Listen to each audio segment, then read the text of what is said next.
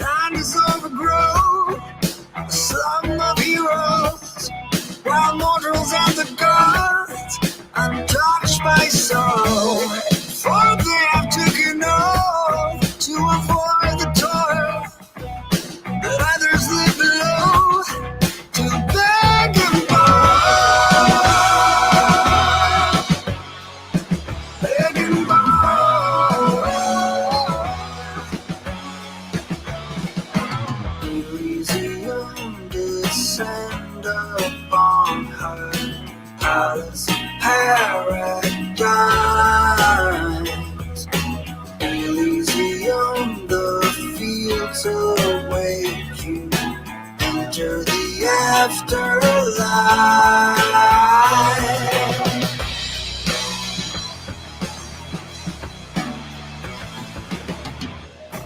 Everybody goes in blind to dwell in shadows, hunted in the night, taken to the gallows.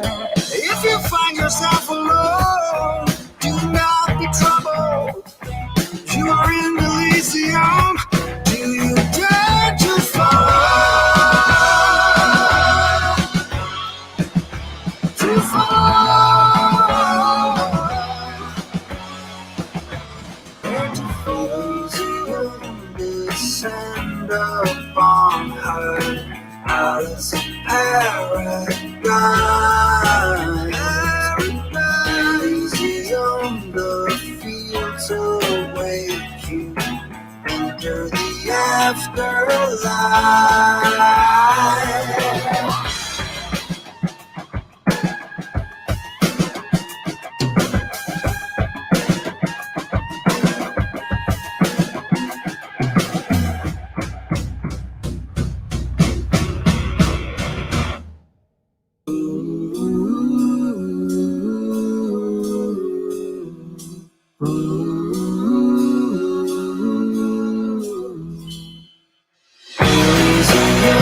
Descend upon her palace of paradise.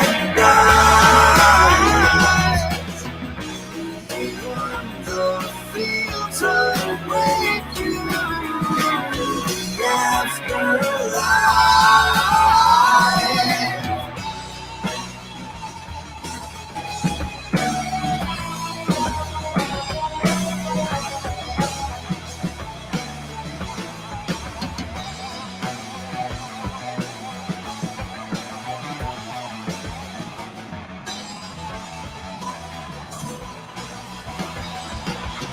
Elysium transcend beyond her promise of paradise. Elysium exposed and hollow. This is your one true love.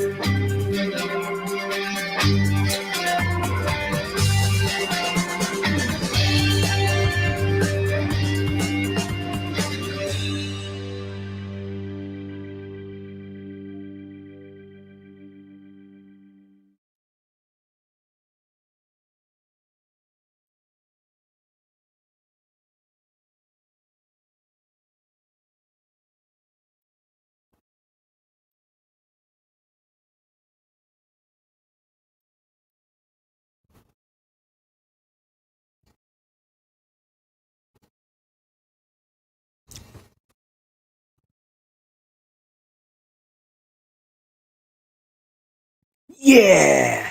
Welcome to another episode of ArtCo Drone Solutions. We've got a great show tonight. We are going to be talking about the Mavic 3, some of the issues going on with that drone. It's only been out for a little while, and of course, there's going to be some problems with a new drone. Also, we're going to talk about I just got a Mavic 2 Pro that I picked up from a police auction website. We'll talk about that. Plus, don't forget, I'm going to be giving away this bad boy, a Tiny Hawk 2 Freestyle.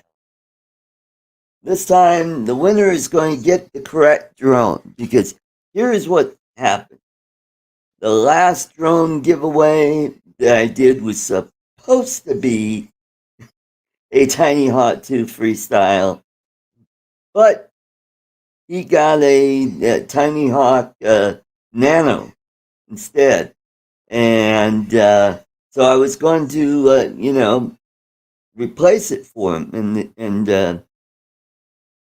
oh, I forgot who won it, either Troy or I think it was, anyway. That guy said, "Don't worry about it. I'm okay. I like this drone." So cool. So what I did was I went to the manufacturer, the person or the company that was giving away the drone, told them what happened, showed them the pictures, and they would not budge. Even though I showed them a picture, hey, this is a Nanohawk and not the Tiny Hawk 2 Freestyle that I ordered. So I went to Amazon and Amazon refunded me. So this time I got the Tiny Hawk 2 Freestyle to give away. So it worked out great in the end. So we've got a great show. My co host, Chuck, is in Buffalo, New York, about to watch Genesis. Phil Collins, I don't know how from what I hear, he's not doing too well, but I guess he's just singing now. So that should be a good show. So instead, I got to fill in all the way from the Great White North. He's fill in he's a utility player to fill in for Troy Tulowitzki, who used to play for Toronto Blue Jays. Let's welcome all the way from the Great White North of Canada. It is the effervescent Jim Beauchart. Yeah. Yeah. Welcome to the show. First time to the show. It's a pleasure having you. Thanks for having So, me, Art. When I got the text, I was tickled pink. I couldn't be happier. so how's the weather up there? I understand you just had some snow a little while ago. Little snow way back when, early or mid-November. It's very cool, and we're expecting a lot of rain tomorrow. So who knows what that's going to turn into with the cool weather. Right. So it's been dry here. We haven't had any snow since April. I believe we've shattered all kinds of records here in Denver for the longest without any snow. So it's been really dry here. Well, this news tip, this just in, Uh oh. it might get a little wet tonight. Ooh, that's what she said. Oh yeah. All right, let's say hello to the folks in the chat. We've got Rigor Mortis FPV. We've got Michael, Fly Zone Drones, Maddie of Maddie's Drone World, and the other Matt who bags well, so it's Matt Bagwell, Jim Wallace, alias Mr. Graphics, and we got Troy Bigwater, UAV Solutions, Trevor Fuss or Foos, all the way from down under. And who else we got? We got Jose Mendez Drone Ops. Welcome. Charles Galuski. Welcome, welcome. And then we have Jeff, Carolina Airshot. And then we have Bort. He's the guy that won the Nano Hawk, which was supposed to be a tiny hawk. So he's loving that. Andrew Silverfotzer. Yeah. Welcome to the show. And then we have Hot Rod in Daytona. Yeah. Oh, and then we have Alan, Drone Views Media, all the way from Ireland. Jerry Bauer. Yep. Drone 863. You got such a big crowd. I'm nervous already. And then we got Okie Tom. Tom is here. And Gary, Brant Ariels, Steve Mack. Carolina Airshots. Carolina Airshots. And did I see Drone Shots? Was he here earlier? Oh, definitely here. Jody's always here. Okay, all right. We got a good crowd tonight, which is Mr. Crowley and his drones, and Justin, and Grant, Mr. Stay Drunk, all the way from down under, and hopefully maybe Greg, Odds by Drone, might pop in. You know what I ought to do is What do you got? We're all waiting, Art. What do you got? What are you showing me for? I got nothing. I accidentally hit the wrong. I gotta send No pressure. a link to James Tanner, so when he pops in.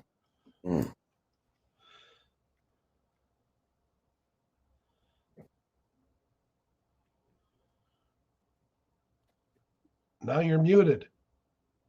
I'm muted. Have you done this before, Art? No, I'm not muted. Well, you were for a minute. Because my mic, I might have. Anyway, hold on. Holding. I don't have any elevator music to play.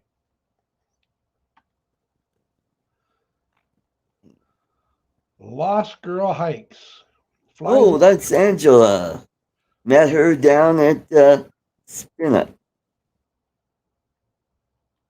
Okay, James now has the link. He's probably eating waffles about now because it is 8:00 in the morning down there in the Philippines.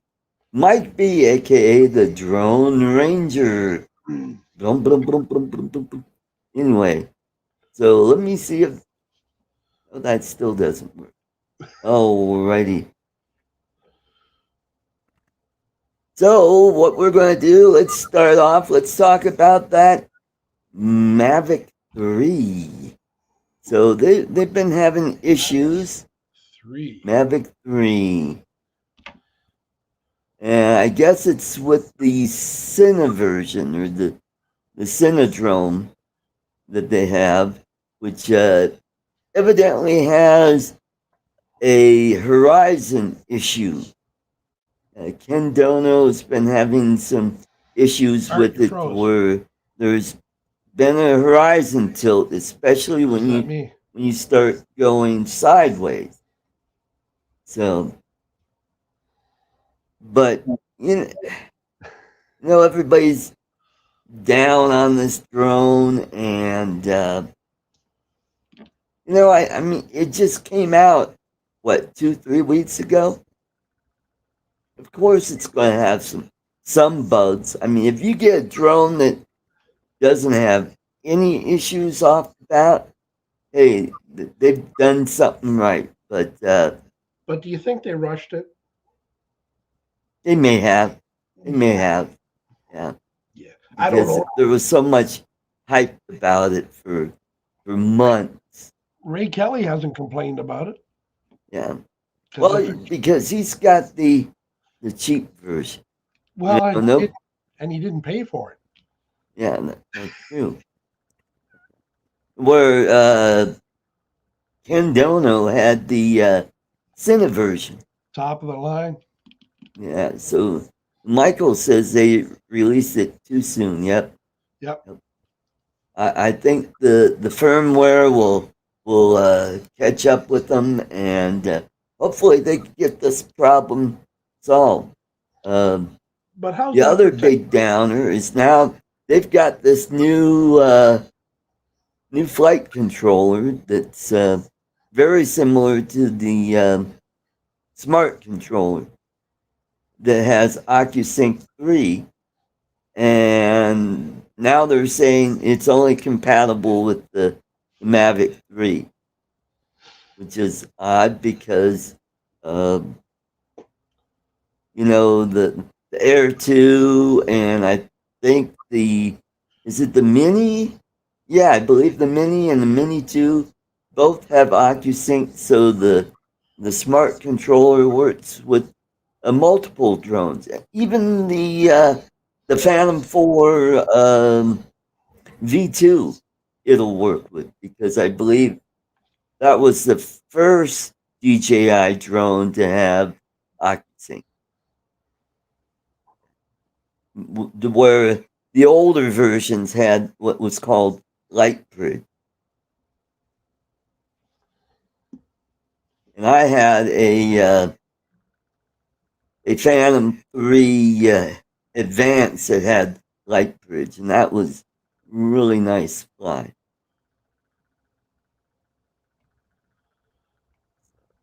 But with the smart controller, is that going to work with your new venture? The Yeah, Mavic. it'll work with the because it came out when the I think it came out when the Mavic Pro came out. Then they had the Mavic 2 Pro and the 2 Zoom.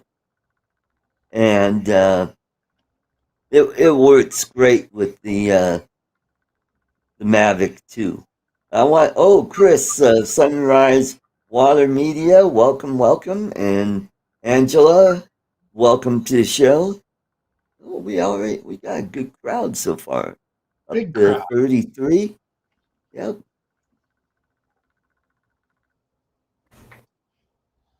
So, and I guess some of the other issues I've been hearing is the color correction is just a little off, where I think they were getting too much yellow in the video. So, I mean, that's easily fixed in Yeah, post production. yeah, Yeah. you're not going to worry about that too much anyway. If you're doing that kind of editing, you're going to have a good editing program to take care of that issue.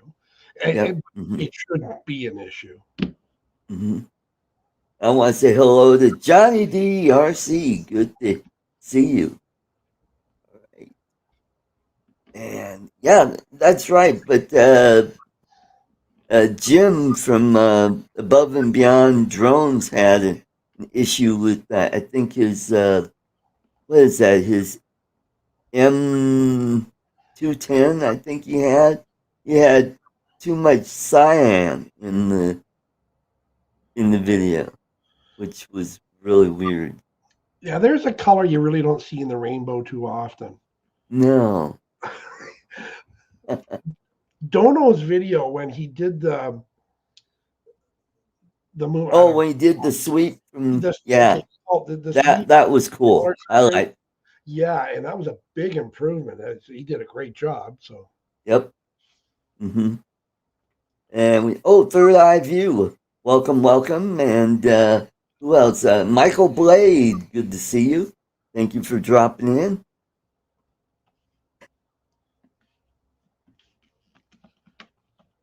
And the camera quality on these camera drones has been just getting better and better. Now are we up to 8K now? I know there's some of the Evos have 6K. 6, yeah. Yep.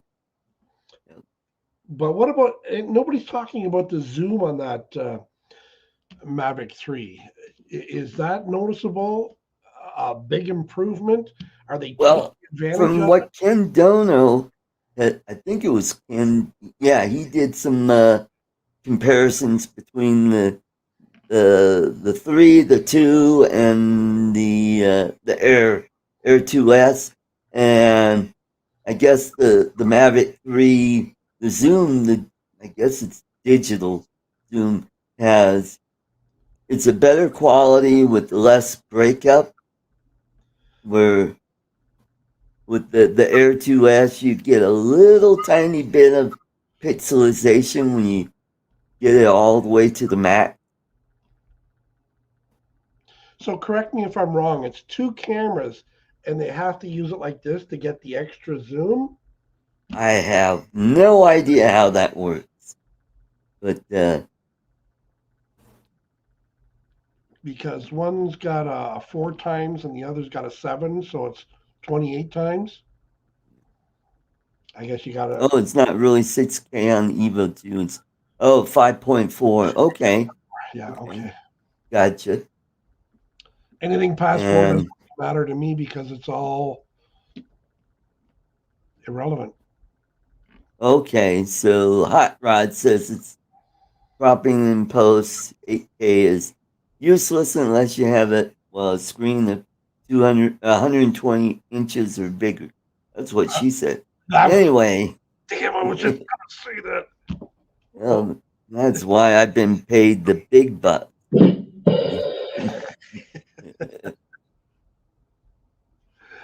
Oh yeah.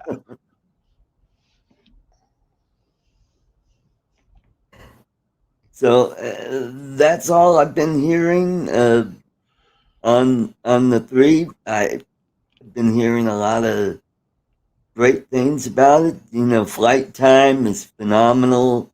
What is it, like 40 minutes? Well, 36 to 40, I've heard. Yeah. Mm-hmm.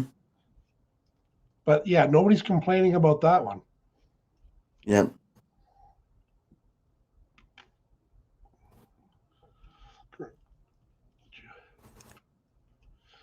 Yeah, I mean, with the battery like that, why do you need another battery? I mean, how many? Well, I mean, I don't fly more than 10 or 15 minutes on a battery. So, but all the people that are doing reviews, I think everybody's pretty much tap the brakes. Don't yeah. invest. Wait till this new upgrade. Mm-hmm. Yeah, when the new firmware comes out, Yeah. maybe that'll take care of all the issues. Hopefully, it will. Yeah, and now Evo is coming out with some new drones. They've got the Nano and what was the other Evo? I'll have to Google Evo. ArtCo. The Nano and the other one you're talking about? Yeah. Uh,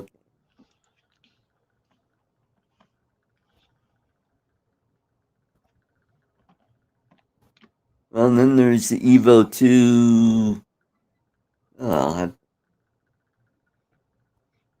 they're having their Black Friday sale. The Evo 2. Why has it got to be Black Friday? Why has everything got to be a color? Why can't it just be a Friday? I know.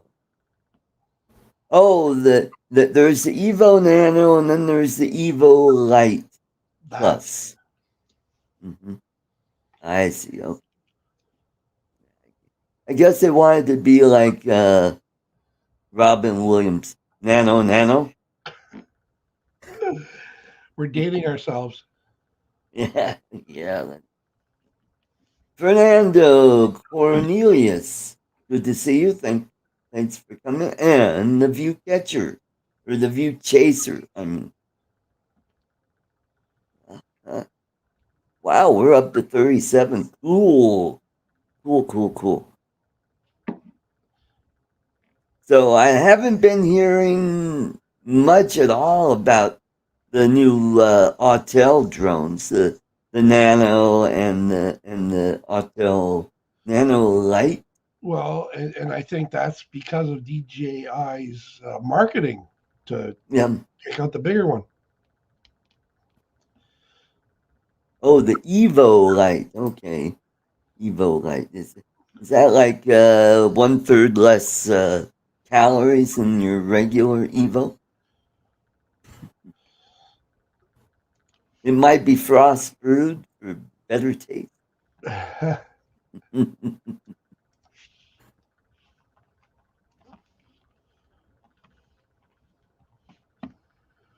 When are they going to release?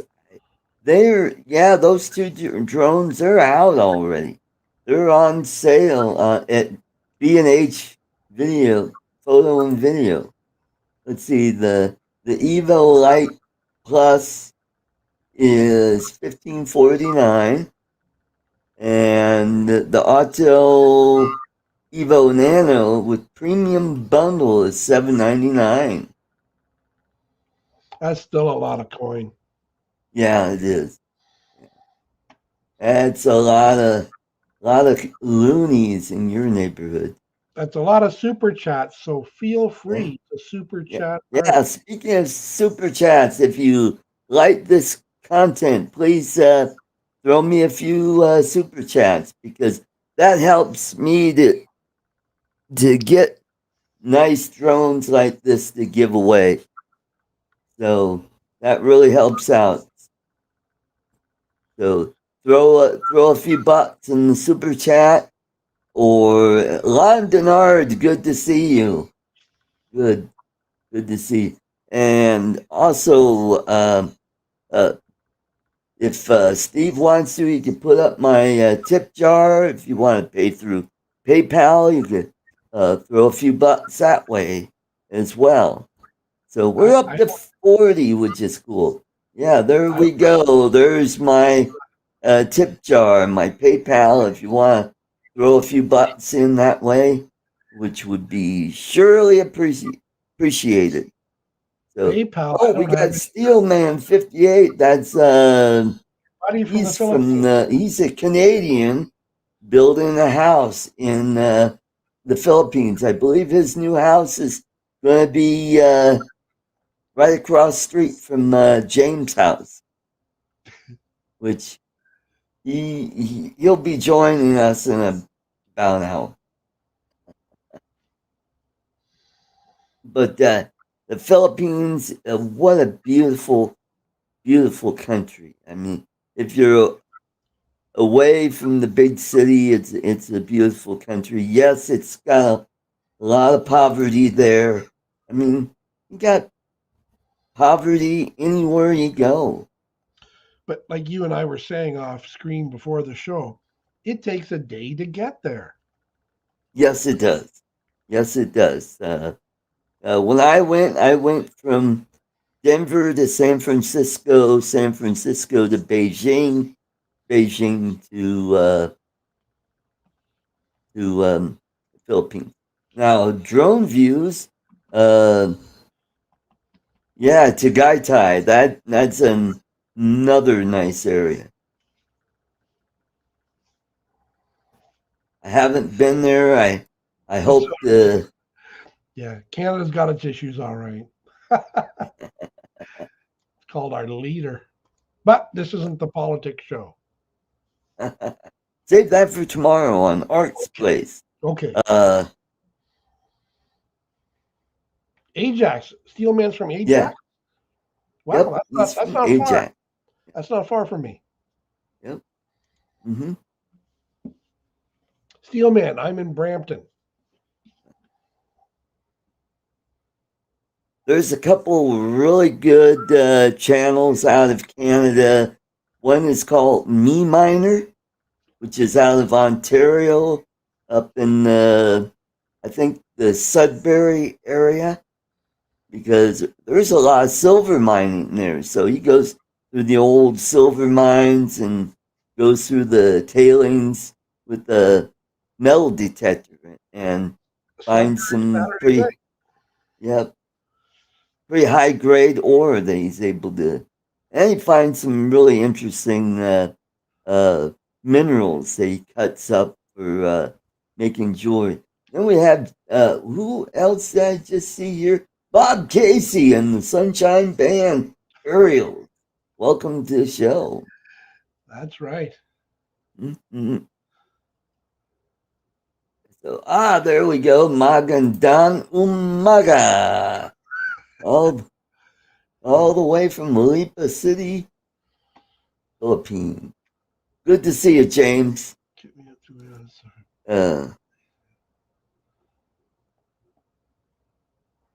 That's a mouthful. The other channel that I've been following is Dan Hurd, the prospector. He's out of BC. Mining for gold. Yep, he's got several claims up there where he pans for gold. So I've made a few claims in my day, but I haven't lived up to them. Yeah. Just a bunch of rocks. Yeah, there we go. Steelman says he's OD'd on. Yeah. That's what I had just before the show was leftovers. Turkey? No, it was that. Well, we had turkey, but I didn't get any turkey to take home. I just had mashed potatoes and gravy, stuffing, and green bean casserole, and a couple of rolls. So pumpkin pie? Yeah, one got snuck in. That's my favorite. Want me to ship it to you? I'm not a fan of pumpkin pie. Oh man, yeah, I love it. Well, hey, if you want to grow somebody out, just put some on the back of your shoe. It looks like you stepped in dog poop. It does. It certainly does. Oh, and then we have Lee Bessing, Yellow Rose Drones. Good to see you. Thanks for coming. Hi, Lee. But and this guy, he also finds some gemstones while he's panning. He finds some garnets and some rubies and sapphires. That'd be very cool. Yeah. Yep. Have you heard of Oak Island art? Yes, I have. That's out in the Maritime province. Nova Scotia. Oh, yep. Yeah. That's where they dug down. They kept hitting those planks of oak, and they thought, oh, there's buried treasure down there. Billy. Yeah. Yeah, I watched that. And it was about like Geraldo with this Capone vault. There was nothing. Nothing. Yep. They're finding bits and pieces every here and there, a little something interesting, but it's entertaining in history. Yep. Money. Yeah, John said John Bonifant said money pit. Yep. Yep, man. Love it. That's one. Well, there are more places in Canada that I would like to see. I've only been to Ontario. I've never been to Quebec and Newfoundland, and I could drive straight north up to Alberta and Saskatchewan, but would like to go to BC. I've been to Vancouver in 1980 for a week. You wouldn't want to go there now. Oh, no, I was just going to say it's a little moist. Denver is getting the same way. It's looking like San Francisco, or the park down the street from where I used to work. They had to close off because of the feces and needles and rats. Yeah, rats. Love rats. Yeah. Fecal matter, not so much. No. Nope. But Canada's a beautiful country. I've been to Venezuela when I was working in Aruba. A friend of mine from Denver was living in Caracas. This was 19 90. So it's well before all the crap that's going on now. But at the height of your bad boy comedy days. Yep, that's right. Mm-hmm. Folks, Oh, excuse me, Art. Let me pat you on the back. Folks, tune in. He is funny. Art Carlson is funny, was funny. Check him out. Just Google Art Carlson from 1992. You really opened for Ellen DeGeneres? yes, I did. That is Yeah, open. awesome. I was working at a little club down in Waco, Texas. It was a two-nighter. It was a Friday and Saturday night show, and everybody says she's a mean person, and it was nice to me. Very funny. I So, I kind of had a thing yeah. for her before I knew she was in the closet, but Yeah. maybe Mhm. her and Portia, threesome. You never Yeah. know. Wait till she sees that Uncle Extra Medium topless picture. She might change her mind. Well, you know what you call a gay midget? No. Somebody's come out of the cupboard. See, if they had America's Got Talent back in '92, you'd have been there. You'd have been Well, you there. know what? I did do some prelims for Star Search back in the day. Really? I would always make it to the finals when they would come around to each big city, and Denver was one of them, and I would always make it to the finals in that, and somebody else wins. I'll come in second or third. Wow. That's too bad. Yeah, You could have been like Howie Mandel. You could have been so funny hosting your own game shows yeah, and afraid of germs. You could have yeah. been. Hey, Robbie RC Pros, welcome to the show. Yep, good to see you. We did get up to 42 for a second there. I think that's the most I've ever got. So please don't forget to hit that thumbs up. We're up to 36 thumbs up. Awesome. Awesome. And please don't forget to leave a super chat that helps me to improve my studios. Hey, I spent a lot of bucks on this backdrop here. I mean, look at that nice fall colors there. Pretty soon I'll be going into my winter background. And don't forget to pay your co-hosts. Yeah. Here's my link to my Teespring. I've got t-shirts. I've got mugs. You know what? I will. Wow, Let man. me. Okay. You know what I ought to do? I wonder if I could. Yeah, I could do this. I could.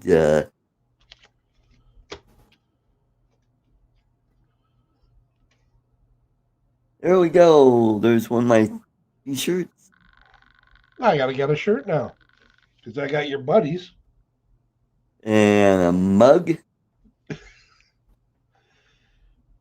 My audio. And for those of you that are afraid of germs, I've got masks, and I do have some. I do have some new merch. I have some new shirts, new design shirts. One of these days, I'm going to have them posted and then a link down here. Matt just posted your link to your comedy bit. Thank you, Matt. Oh, thank you, Matt. There's the link. Absolutely hilarious. I laughed. I laughed out loud. Now, did you see my video I did for my upcoming drone giveaway? Didn't you have a little snippet, a commercial about the upcoming one? I didn't see the full thing. Yes, I did. Yeah, I saw that one. You didn't see my Elvis? Thank you. Oh, is that what that was? Yeah, all the way from Memphis. Oh, Oh, thank you very much. thank you. Thank you, Jim Bouchard. He's a great man. He's Stay very up, funny. stay up, Uncle Extra Medium. stay up those Oh. suede shoes, baby. And we got Ken Places here, who I got to meet in. I met him at Spinham, but I think he was at the Florida. No, he wasn't at the Florida meetup. So it was great to meet him at Spin Up this year. So yeah. Kenny. So Matt, you got the link. If you want to pop in, you are more than welcome to pop in and say hello, and we can talk a little bit about this little bad boy that I'm giving away on December 18th. This is the original freestyle, but what's different is if you look really close, they actually uh, tied the wires off. Where the old version, they just taped them. See where it's got zip tie Yeah, on it? Yep. better quality. And also, the only downside is, see, they got the capacitor that's sticking out there. But they do have a shrink wrap on it. So it's tight. firmly in place. So it shouldn't be a problem. What kind of flight time do you get with those, Art? Well, because it uses 2 batteries, you get about 8 minutes. 8. Wow. Yeah. And the one I have is a newer version where it does. Oh, thank you, Angela. Thank you. Okay, here we go. That didn't work. Why didn't it work? Why? Oh, you know why it didn't work? Wait a minute. I heard something. Did you hear it? There we go. Did you hear it? I did. Okay, good. And don't forget, there's the train. That's the start of the train. Woo woo! Is that what Kelly does? Yeah. Woo, woo. Oh yeah, you called Kelly, right? And that's probably why you ended up with me.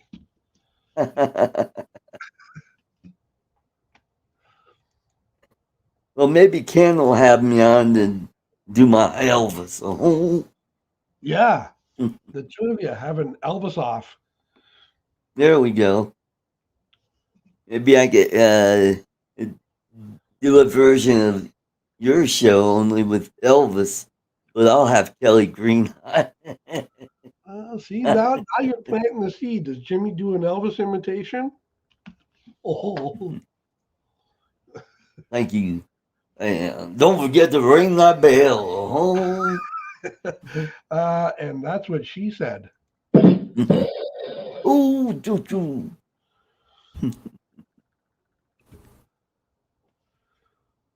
Bunch of condoms. No. Jerry Bauer, welcome. Good to see you. Thanks. Oh, you got that funny looking money then. Yeah, somebody thought it was condoms in there, and the Charles thought it was condoms. No, it's Canadian money. It's just colorful. Yep. You know who else had? Well, Philippine money is pretty colorful as well. Oh yeah. Yeah, they've got pesos over there. In multiples of 5 billions. No, not quite that bad. No, not. But their exchange rate is roughly 50 to 1. Wow. Yeah. Mm-hmm. But just think, when Marcos was president, their currency was 1 to 1 with the American dollar. Really? Bring them back. Revive them. Yeah. Did you know that he was in the Bataan Death March? Yeah, no, I did not. Yeah. Yeah, he was a prisoner of war for a short while, and he escaped and joined the guerrilla movement to fight against the Japanese during World War II. See, there you are with your history again. Mm-hmm. Always learn something Yep. on ArtCo Drone Solutions Yep. or Art's Place. His grandson is running for president. Bonbon Marcos is running. They've got some weird nicknames. I think they're Filipino names, but a lot of them have Spanish last names and anglicized first names. Like my girlfriend in the Philippines, her name is Irene. Yep, Irene Papano. And that reminds me of a song, you know.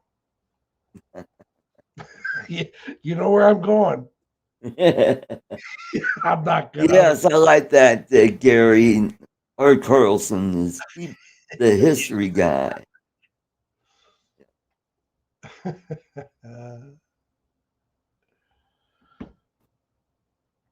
Yep. Yeah, he got his degree in law and became a legislator in the Philippines prior to the Japanese invasion. And yeah, he was captured in the Philippines, and he was in the Bataan Death March. And Death March. It sounds like something a symphony would do.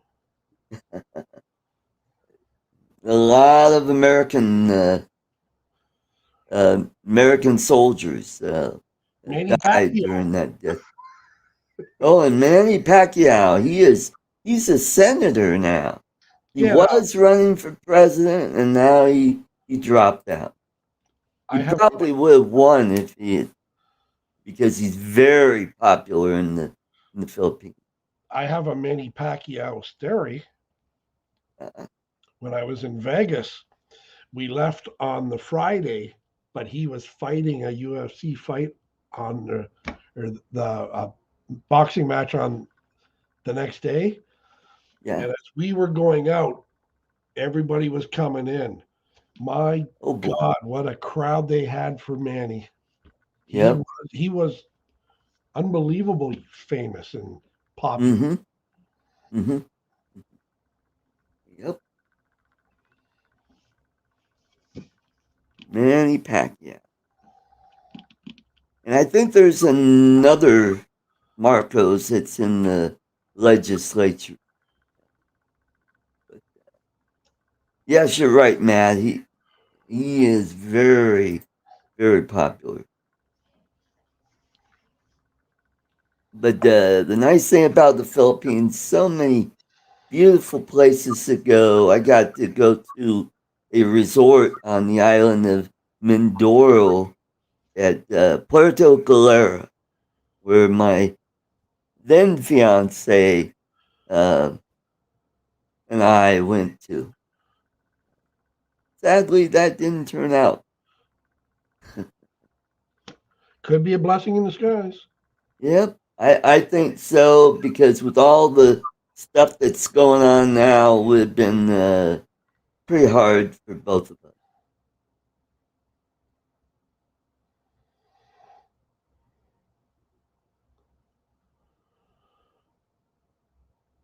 Oh, okay.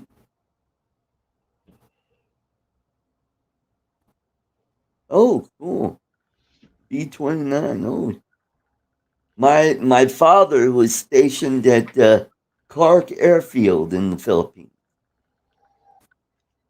He was in the 5th Air Force, the 1089 Signal Company, where they repaired radio and radar on all the aircraft there. One of the photos that he saved was a B-29. And boy, what a beautiful plane that was Yeah. in the day. Yeah. Big bird. Yep. Then there's a picture of my dad with the 50 caliber in one of those where they put through the machine guns. It's what is that called? Bullets? No, it holds them all together in what's that?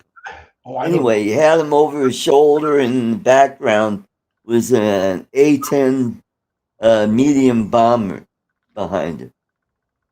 Yep. Cool.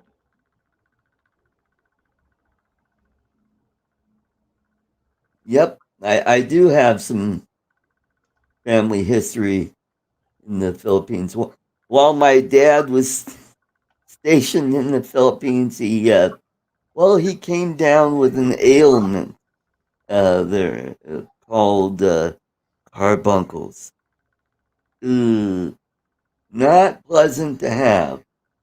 Linked ammo, that's right, rigor mortis. So he ended up in the hospital for a while, and he met a nurse there, and it turns out her father went to school in Colorado. And my family has a history here in Colorado going all the way back to the 1890s. So he was, when he got better, she invited him to her father's place, who was a doctor. So they lived in a really nice house. So It always happens at the hospital. yep. Mm-hmm.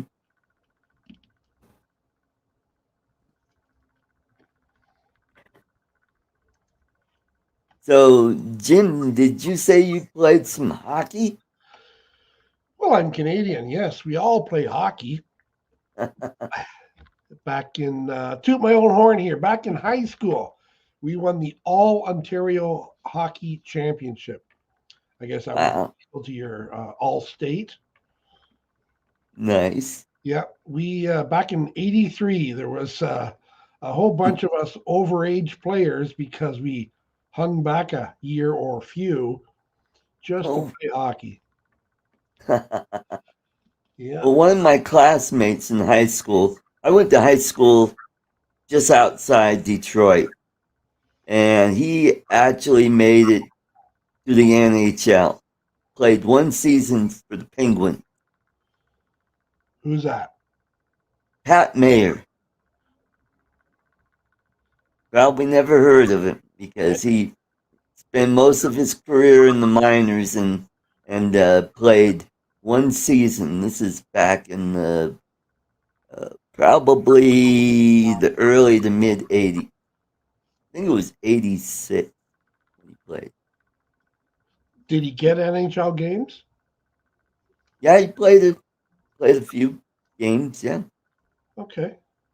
and and I guess the guy that he replaced probably got better, and he got sent back down in the minors. Yep. Yep. So that's the only claim I can make to hockey. I do have another high school friend of mine who actually made it to the major leagues and played 9 years Wow.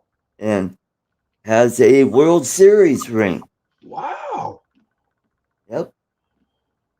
He was on the Dodgers team that Kurt Gibson played on back in the mid 80s. Yeah. Yep. Who was that? Oh, Brad Havens. Okay. Yep, played for several different teams. He played for, let's see, the Twins. He played for Cleveland Indians, Detroit Tigers, Dodgers. That's pretty Last common for team he played for was the Tigers. it's pretty common for a baseball player to do a lot of different teams. Yeah. Very cool. And he was a left-hander, so he played first base in high school and pitching. He was a great pitcher in high school. Cool. Yep, got drafted right out of high school and went to the minors. And the last time I saw him was 1980 when I was in Florida when my college baseball team was playing spring ball down at Hillsborough Community College in the Tampa area. Yep.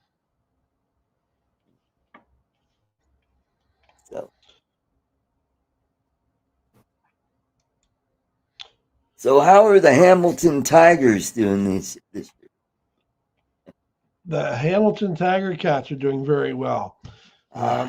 Gary is season ticket holders for the Hamilton Tiger Cats. My. So if he's still in the chat, he can give us an update on the Oski Wee Wee, Oski Wawa. Hey, let's welcome all the way from Smyrna, Tennessee. It is Sean Ides. What's up, y'all? How's it going? Hey, thanks for jumping in. Thank you, thank you. What's up, all the Art? way What's up, from Jim? Tennessee. Good. Hi, how are you? Good. Yep. So how's the weather in Tennessee there, Sean? It's a bit nippy. It's about, I think it got a little bit above freezing today. It was nice and sunny, but still pretty cold. Wow. Probably not cold compared to other places, but. Want to say hello to Chris Wedgeworth. Good to see you. You got real echoey. Yeah, we did get real echo. Yeah, that's probably my fault. There we go. Is that better? No. Dang it. Put your headphones on. Turn off the YouTube and watch through StreamYard. Yep. How's the voice now? No, still. Yep. Nope. Let me. And playing first base. Number 19. It's Todd Helton. Today, I feel like the luckiest. Are y'all still echoing? Well, I think it's pretty good now. Oh yeah, you sound good. What'd you do?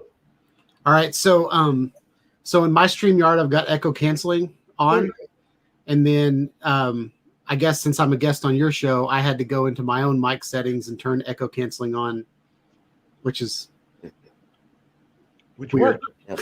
But there we go. Oh, Matt says mute YouTube, then listen. Yep. Oh, I'm not even on YouTube. I'm just here on StreamYard. Okay. But now, Tom Helton, he played football at the University of Tennessee. Oh. And do you know who replaced him? No. Peyton Manning. Oh, that's cool. I've heard of him. Yeah, he won the Super Bowl with the Broncos here. Yeah. Yep. Yeah. He did all Won right. the Super Bowl with the Indianapolis Colts as well. Yep. Yep. That's awesome. Yep. Got a big forehead though. and you know, I can judge because I used to be a GQ model. Yeah, you still got a full head of hair. That's good. Well, that's just the front. That's about 20%. Yep, I'm thin right here, so I got to have the comb over. Yes. Same And here. I got a big hole right here in my beard, so I've got to comb in down here, and then I've got to comb over up here. There you go. Whatever. And then my chest. Oh, I'm just kidding. I'm not going to go there. Yeah.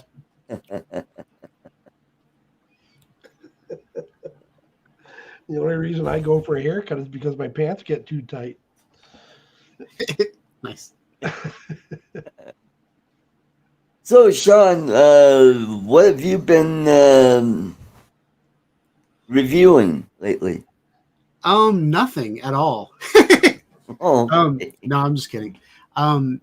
Since I think since COVID, I've been kind of locked up in my office, and I'm not out as much. So I Right. used to plan my day. I'd put a drone in my backpack, and then on my lunch break I would go review it. But since I'm at home, I just kind of don't want to get out. So my channel has become like a live streaming channel for the most part. Right. But and then I'm also trying to get out of debt. So the last 4 years of my channel, I've made about 5,000, but I've probably spent 20,000 on cameras and drones and stuff like that. So Right. So I'm in the middle of selling all of my old stuff that's just kind of gathering dust, and pay off the credit card so I can spend them next year. But I got the I thought I had, yeah, here it is. I've got the DJI Action 2.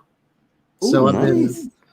been just kind of making videos that normal people don't do, because I can't compete with all of the certified reviewers that get drones and cameras months before it's released. Right. And I mean, I can't compete with that. I have to buy my own stuff. So I've noticed the videos that my analytics, tell me that people watch and are like my unboxings, I'll get like 30 views, and then I'll do a video on like a invisible selfie stick for a 360 camera, and that'll get Right. thousands of views. So so I think my channel lately has kind of become like an expertise channel. Like this Right. is, here's all we can make videos about specs all day, but a lot of those reviewers, they'll get the camera and they'll do like 3 videos, and they'll get them out before everybody, and they'll get all the views because they were privileged to have the camera, and then you'll never hear Right. from them again about that camera or that drone. Like there's just this awesome, one review, and then you never see them fly it, or you never see them use it. So my channel is turning into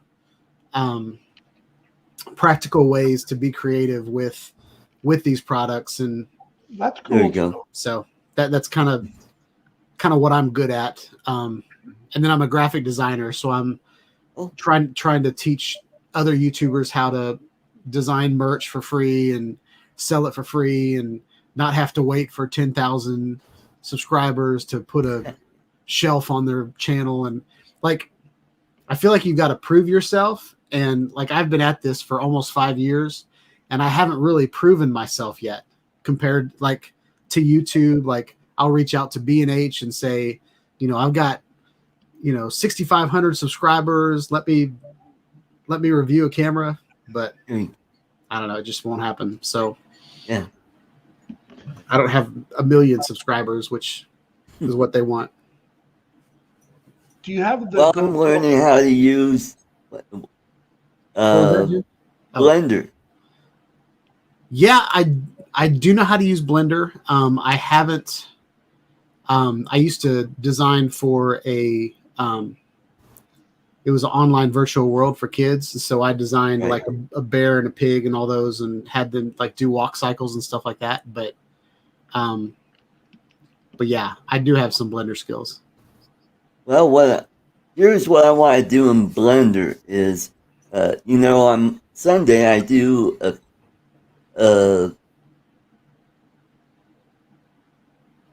oh God, I just had a brain fart there. A conservative talk show. And my logo, well, the name of the show is Art's Place. And what I want to do is I want a 3D version of A and P where they kind of slide together, and the A is like an antenna mast with a red ball. You have like the signals Oh yeah. coming off of. That's what I want to make. I want to make a new animated logo for my Arts Place channel. Okay. So I'm halfway. So I redesigned my logo last month. Right. So I'm in the middle of animating my logo in Blender. I've just got it. You kind of start with the SVG or EPS and then bring it in and extrude it, and then what really comes down to is like your environment and your materials. But I'm planning on putting together a tutorial for that, and then I'll send that your way, and then you can follow it step by step. Oh, okay, cool. But it'll be about a month out. So I don't know how soon you want to work on that, but yeah, well, I'm not in a real big hurry anyway. So hey, it's that time. It is time for toffee giveaway. woohoo! So pick a number between 1 and 50, and you too could be a winner for this scrumptious box of Enstrom's almond toffee. Sean could tell you he's been a winner. He knows how good the stuff is. Oh, it's so good. Last time I was on this show, I won the toffee, so I'm not even going to apply this time. But it was so good. It was wonderful. Okay, James, I'm waiting for you to put in your number. We've got a new feature. I worked it out with Enstrom's candy. I could ship anywhere in the world now. So all I need, if you happen to be in Canada, the Philippines, whatever, or Europe, just give me your address and I'll give it to them and they'll ship. Please, only one number, please. Don't. Alrighty. So let's go ahead and let's spin that wheel. Let's share the audio because you want to hear that wheel go click. Love the clickety click. Yep, there we go. Alrighty, ladies and gentlemen, the window has closed, so we are now going to spin the wheel. Welcome, DroneWorks, TT, good to see you. Alrighty, here we go. Spin that wheel. Come on, 24. Oh! And the winning number is 23. Let's see who's got. Ooh, Bob Casey's the closest so far. Who got 23? Let's scroll back.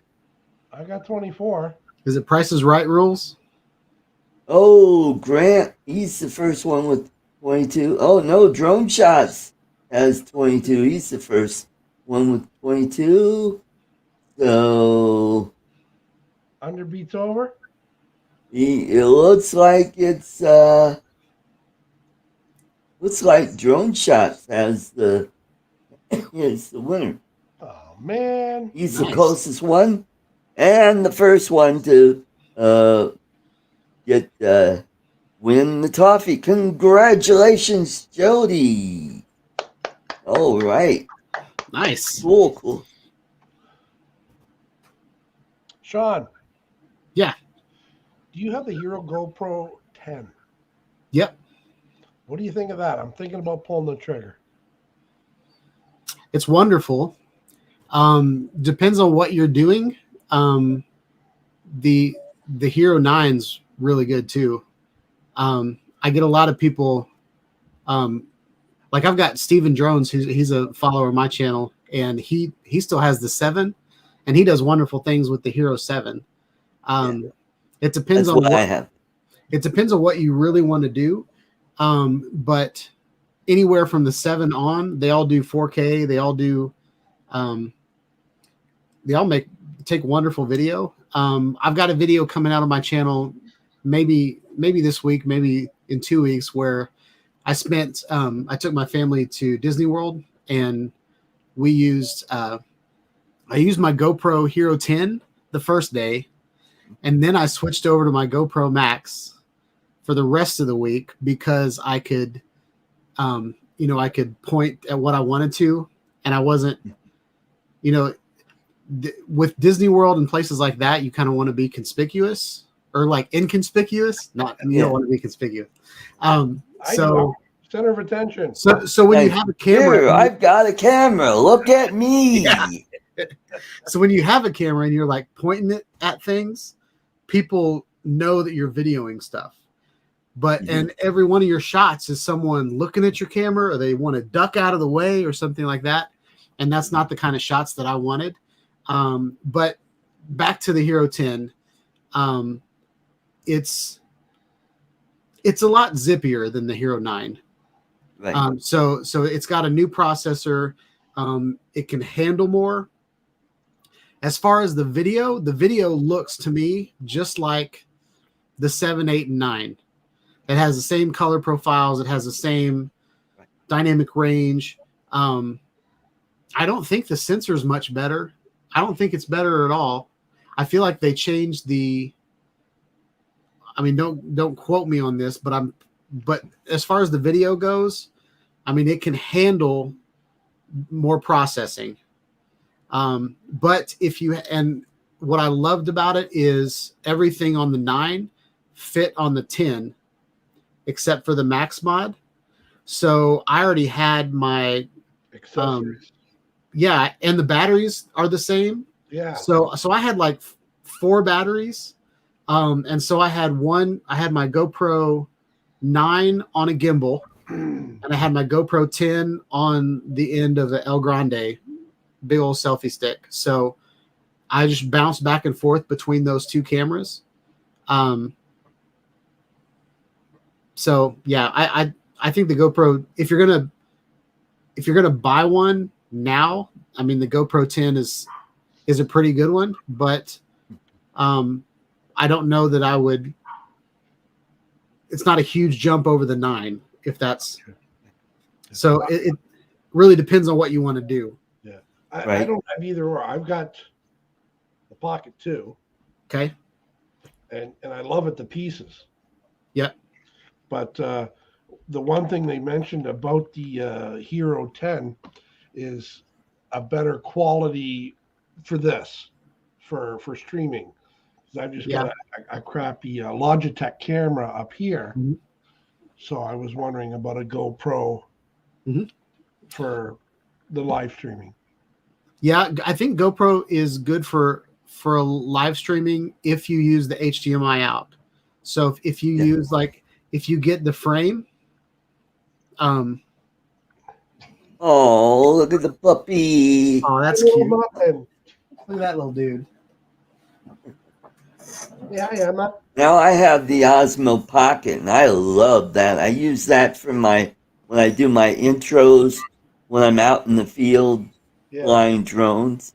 I use that for the intros, and I use the 7 and the 5 for my other videos, like for fishing. I have my 5 on my chest mount, and I'll put the 7 on on my tripod, so you get 2 angles of me fishing. That's cool. Two angles of an angler. Yeah, that's right. There you go. Mm-hmm. Have you seen like creative ways to mount it on I've seen where they use a bicycle mount, like a handlebar mount, and they mount it on a fishing net. And so as you're going down and getting the fish out of the water. I might have to. Oh, that's a good idea. It's a really cool. And then you can put it on a pole. And so as you're casting, you can, hopefully you don't cast the GoPro into. Yeah. If you attach it to the bottom part of the rod where it's a handle and it's nice and sturdy. And you can get all kinds of really cool views. Right. My favorite video ever of a GoPro though is, are you guys familiar with a lobster cage? Yeah. So or a lobster basket, maybe? Is that what it's called? Yeah, where they put it in the lobster trap is what it is. I've seen them with the crab traps in Florida. Yeah. They put it in there and You see the crabs coming in. And, yeah, it'll be, you see like in the distance, you'll see like nothing but sand, and then you'll see like one little crab come, and then there's like thousands of crabs, just like all like. I mean, it's cool. That would be neat. Yep. But Jim, I want to get back to your question. If are you just going to use it as a webcam? Well, no. I mean, I've got my my Pocket 2. Actually, I've got two. Mine and my better half's got one as well. So any kind of multiple, I can use both of those. Yeah. So I would say like every time the camera update, like every number, the stabilization gets better. So 7 has really good stabilization. And 8, I think, has the same stabilization, but 9 and 10 really jumped up in the game.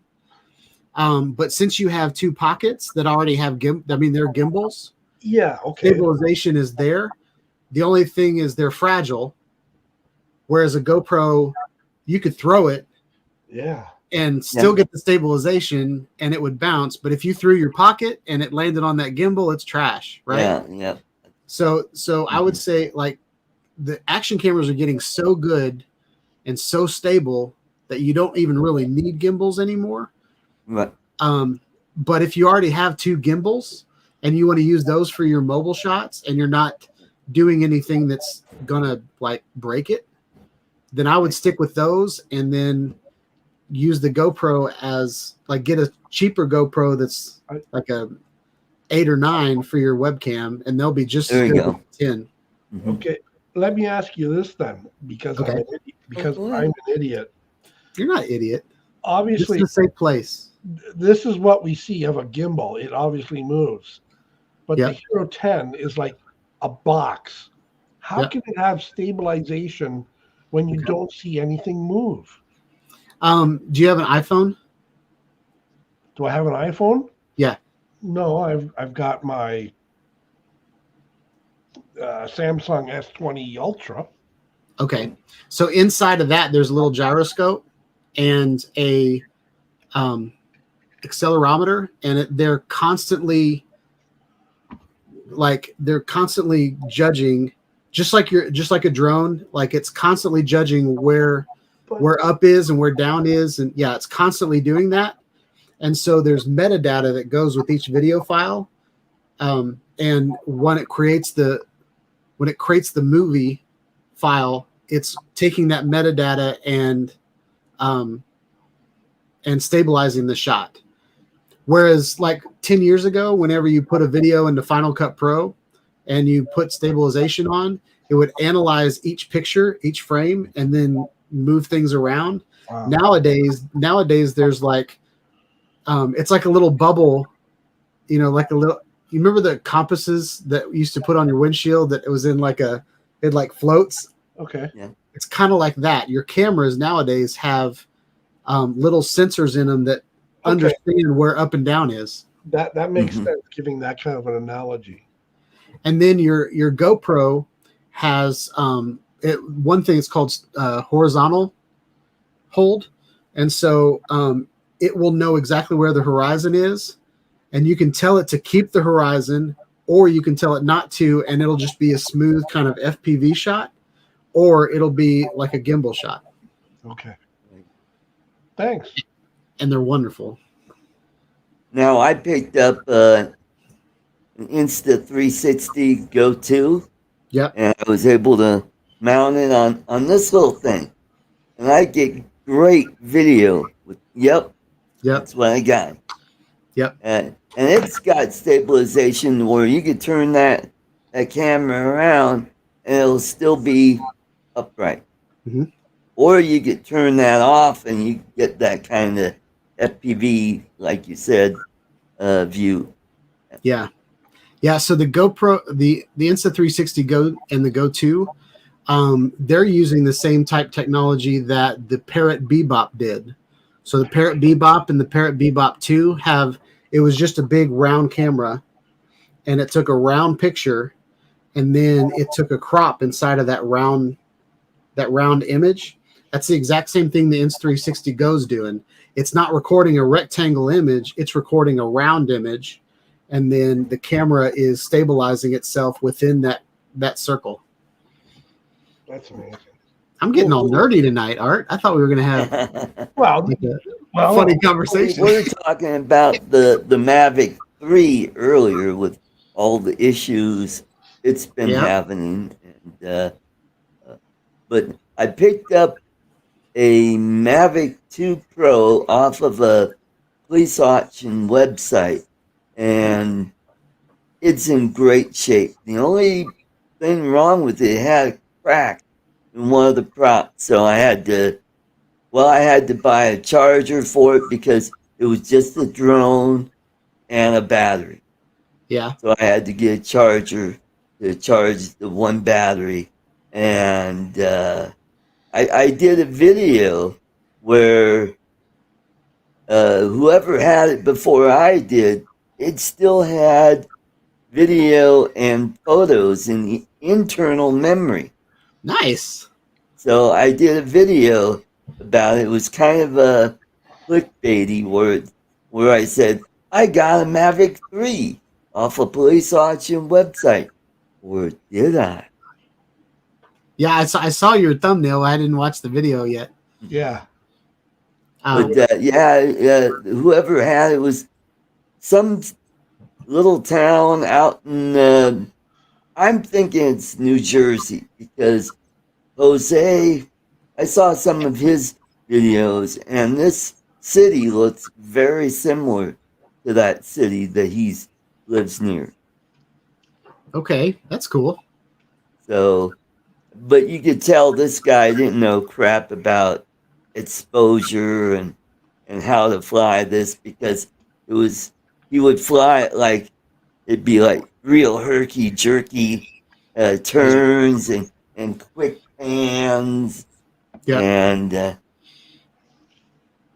and the sky is all blown out, and so Yeah. I put that in the video with no correction. And then there's another video of me doing a test flight out at the Adams County Fairgrounds, where we dialed in the exposure and the ISO and all that stuff, and got just really beautiful video with and we put an ND filter on it. I think we put an ND 16 on Okay. it. So that That's really helped it out. And the nice thing about it is one of the guys from the flight club, he lost his Mavic 2 in the water. So he gave me his little carrying case with a charger with it. Oh, cool. And ND filter, Nice. which was cool. Yeah, so It's interesting that you bought the drone without some of the other accessories, because the Mavic 2 is the only one I can think of that they sold the Fly More package, the Fly More combo, as a separate thing. Like, it didn't come with the drone, but it came as like you can just buy the Fly More parts. right. So where'd you stumble on this purchase, Art? Was there a website? Well, I'm kind of a regular at this place called propertyroom.com. And I bought guitars, I bought computers, some drones there, and sometimes you'll find Phantom 4s that are still in the package, and Phantom 2 Pros still in the box. that's awesome. So evidently somebody probably stole them from a store. They still got the shrink wrap on them. Wow. And so it ended up in the evidence room. So the company, well, the store, they got their insurance, so they don't want it back. So The reason they I turn asked, around and they sell them on this site. The reason I asked is because when Ken bought that fire truck for $5,100 on govdeals.com, Right. I pulled it up and I started looking at some of the deals on some of the vehicles.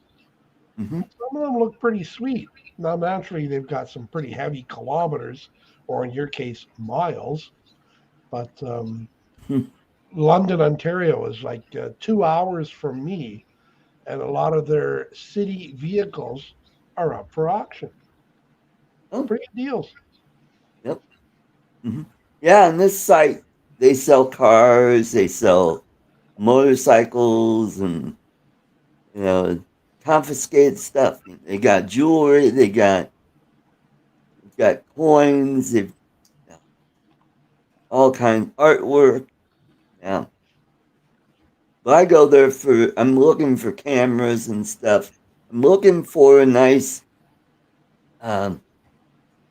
live streaming camera, like Get a Hero what 10. is it? The Lumix camera. Who makes that? Is that Panasonic? Yeah, Panasonic. Yeah, I hear that's a pretty good live streaming camera or Yeah. vlogging camera. And Sony has one too and I see him and I'm like, I'm like going, I think I'll bid on it. I go, whoa, I'm not going to spend that kind of money for it. So, Art, what's your budget? well, when I bought this drone, it cost me $350. No, I mean, what kind of camera? Like, what's your budget for a live stream camera? Well, right now it's zero. I'm happy with my Logitech right now. Yeah. And How come yours is so much better than mine? because I know how to use it. Thank you. Oh, What brand? What camera do you have, Jim? I think it's a 9250. Okay, what do you have, Art? I have the 922 HD 1080p. Sorry, mine's a C920. Ah, Are you running through HP software, or are you just like? Do you have the dashboard up, the HP dashboard up? Or, I mean, the Logitech dashboard up? You lost me at High Jim. Okay, so Logitech has an app for your computer that has like, I mean, you can control your headphones and your keyboard and all that kind of stuff, but it'll have auto settings. Most of the cameras have HDR settings, and then they'll have like saturation, exposure, brightness, and contrast and stuff like that. Just go in there and play with it a little bit. There's a lot of the cameras will have like the default view will be a zoomed in view, and then like I had a Logitech Brio that I gave my son, and it says it's 4K, but it's really crappy 4K. It's good 1080. It either Like- is 4K or it isn't. Right. Yeah. So I would open it up to 4K, but I would only stream through it in 1080. Yeah. And that turned out pretty good. But looking at your camera, Jim, your background seems like it's more in focus than you are. Yeah.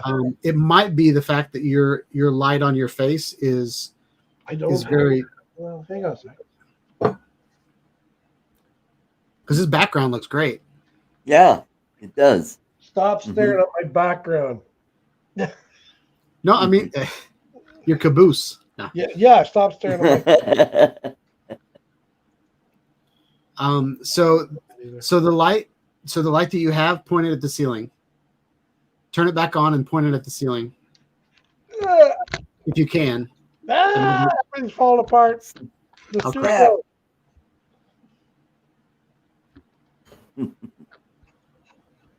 I don't like that shot. We need to censor that. See, Oh, there you go. that looks better already. Yeah. So I've got a light right here, right next to me, but I've got a diffuser on it. So like you can see my hand is really bright if I point it in this direction, but it's kind of pointing away from me and it's just casting. I'm casting like the spill light as opposed to the straight on light. See that like you already look so much better. Yeah, there you go. Because That's what she said. you can see, that light right Yeah. there. That's a light behind me on the ceiling. Yep. And if you've got a ceiling light, but that you can light yourself without lighting the background, I think that'll look like. Can you turn the ceiling off? Yeah, I have 3 lights going on. I've got one on the floor that's shining on the green screen. I've got another shop lamp that's pointed over to my closet, and it's white, so it's bouncing off light that way. And then I have a light right over here that it's kind of like a loom cube. But it's oh god, what is that cheap? Oh, it's a cheap, not Elgato, but anyway, it's a generic version of loom cube. Oh yeah, Ulanzi. Yes, that's right. Yeah. This one I could adjust the warmth on it. I could make it warmer. I could make it colder. Yeah. There you go. That looks good. There you go. Yeah, actually, we went back the way that Sean thought it would look pretty good. So cool. Yeah. Yeah, that looks a lot better. Yeah. Awesome. Good. Okay, thanks for showing. Bye. Well, we're waiting for James to scarf down his waffles so he could jump in and tell us what's going on in the Philippines. Right now, he's starting a new episode where the neighbor across the street is just starting to build their house. So he's going to be chronicalizing, not chronicalizing. Learn to talk. Did you just make a new And word? you get to watch Chronologically. his house. Sorry. You get to watch his house being built, which is cool. The Art Carl. Oh, the thesaurus. Yeah. You just made a new word. Nice. Go ahead. Since you're talking about that, the one of the things that you were asking earlier, like what new things I'm doing on my channel. Right. I'm trying to get away from reviews and I'm trying to do like instructional. And one of my favorite things that I've come up with on my channel is the flight plans and the drone link. Like doing creating a mission in drone link or using the Paradanafi and doing a flight plan or a waypoint. You can do waypoints on your drone. Right. But creating a waypoint and then doing that same flight over and over and over again. So I've got like leaves changing in behind my house, and then I've got winter, and then I've got spring and summer, and it's the exact same flight that I could overlap on top of each other. So cool. So for the construction of his house, it would be really cool to design a waypoint around that property and then just do the same flight over and over and over again, and then do like a time lapse of the construction. Oh, okay. So yeah, because he just bought the Air 2S. Okay. Where before he had the Phantom 4 Pro. Okay. It's the one that had the built-in monitor, but was light bridge and not OcuSync. Where if he would have gotten the Phantom 4 V2, that would have been OcuSync. Okay. So the Air 2 is on Drone Link, and the Air 2S hasn't been added to the mobile SDK yet for DJI. So, but I feel like they're months away. I feel like maybe February, the Air 2S is going to be good enough. Right. Mm-hmm. Yeah, you're right, Lon. I think it was the Pro Plus. Yeah. because he just didn't want to use his cell phone for his monitor. So he just had it had a built-in tablet on the controller. Oh yeah. I think he was talking about getting a smart controller for his Air 2S. But since he's in the Philippines, getting it to him. I mean, he could buy one from China, but Yeah. who knows what you might get, 3 months later. Yeah. Yeah. So I had the DJI Air 2 and I sold it to buy the 2S. Right. And then I found a guy on, and what's awesome about the Air 2S is that all of the batteries from the Air 2 fit on the Air 2S. Yep. So the Air 2 batteries are cheaper than the Air 2S batteries, even though they're exactly the same. Wow. So so I found a guy on eBay that his Air 2 flew away. And so he was selling everything else except for the drone. Right. And so and he bought the Fly More combo for the Air 2 that had the smart controller with it. So for $700, I could have bought the smart controller, but instead I bought a smart controller, 2 batteries, a bag, ND filters, all of that on eBay. And all I had to do was pair it up with my Air 2S. Yep. So that was a happy day. I traded my Autel Evo for the smart control. Okay. So that worked out great, man. And I love it because the screen is so bright. Mm-hmm. Where when I'm using the cell phone, I'm like, oh, where's that? Oh. Yeah. Yep. Sean, Yes. I just subbed to your channel. I'm looking forward to seeing your videos. Oh, sweet. Which one? Seanide or Seanide Studios? Studios. Okay, good. Because the other one is dying. Cool. Yeah, thanks for the subscription. Well, yeah, I'm looking forward to it. I'm going to learn something. Good. About time. But Jim, you do some really great effects when you switch back and forth from Uncle Medium to Jim Beauchart, and the way you have the video inverted and You know what? Here's the secret, Art. I'm telling you this. When I send my clips to Ken on Tuesday night, it's me and the jokes. He's doing all the editing. Oh, wow. The very first Uncle Extra Medium video that I sent in to him, I had the air horn. So now he's taking those and putting it at the end of my jokes now. Oh, okay. And then I guess he's saying to himself, okay, joke. So now let's invert it. That's all Ken. Ken's making me look like a hero. See, it fooled you.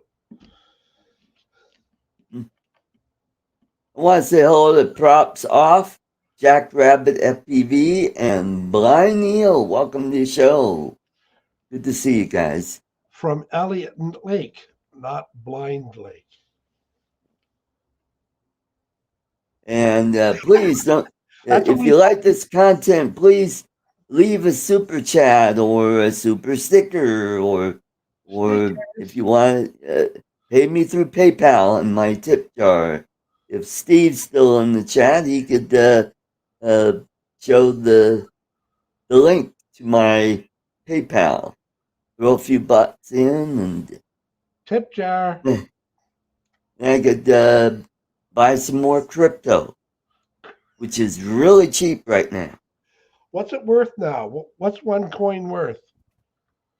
Well, let's see. I think I just saw Bitcoin was at 56K, 54K. 54. Yeah. Wow. And Dogecoin was down to 22 cents. I had an extra $20 when it was at 76. I should have bought it.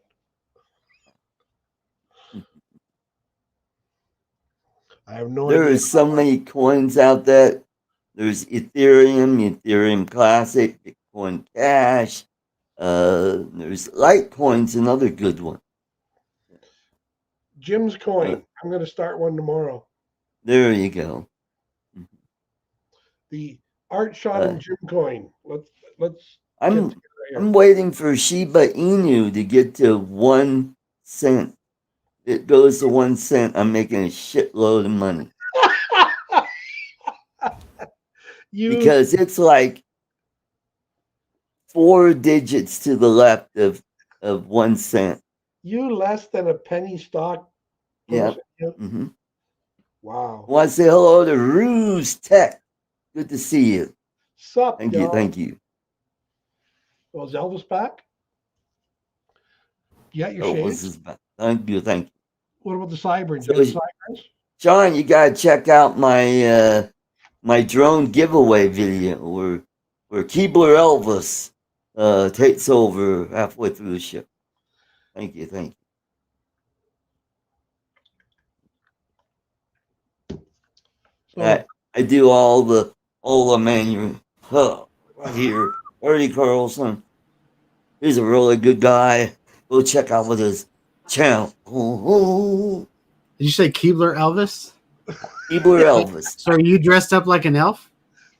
Well, I have a Hawaiian shirt on and I have sunglasses on, and I'm like doing the old Elvis thing. Art doesn't need to dress up. He's as tall as one, so he's good.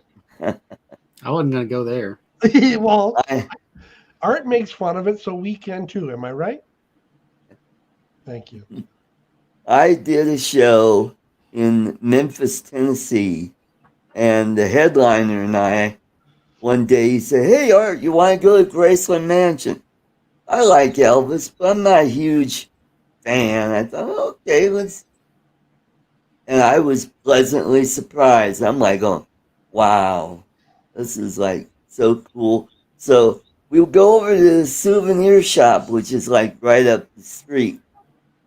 And it just full of Elvis crap. And it's like, they got Elvis plates. They've got Elvis on velvet. They've got Elvis shirts. They've got Elvis cups, sauces. I mean, everything. And so I'm looking in the display case, and there's a deck of Elvis playing cards. And I turned around to Gene and I said, "Hey, Gene, check this out. Elvis playing cards. I bet they're all kings." Well, are they? And no. I mean, that's a great idea.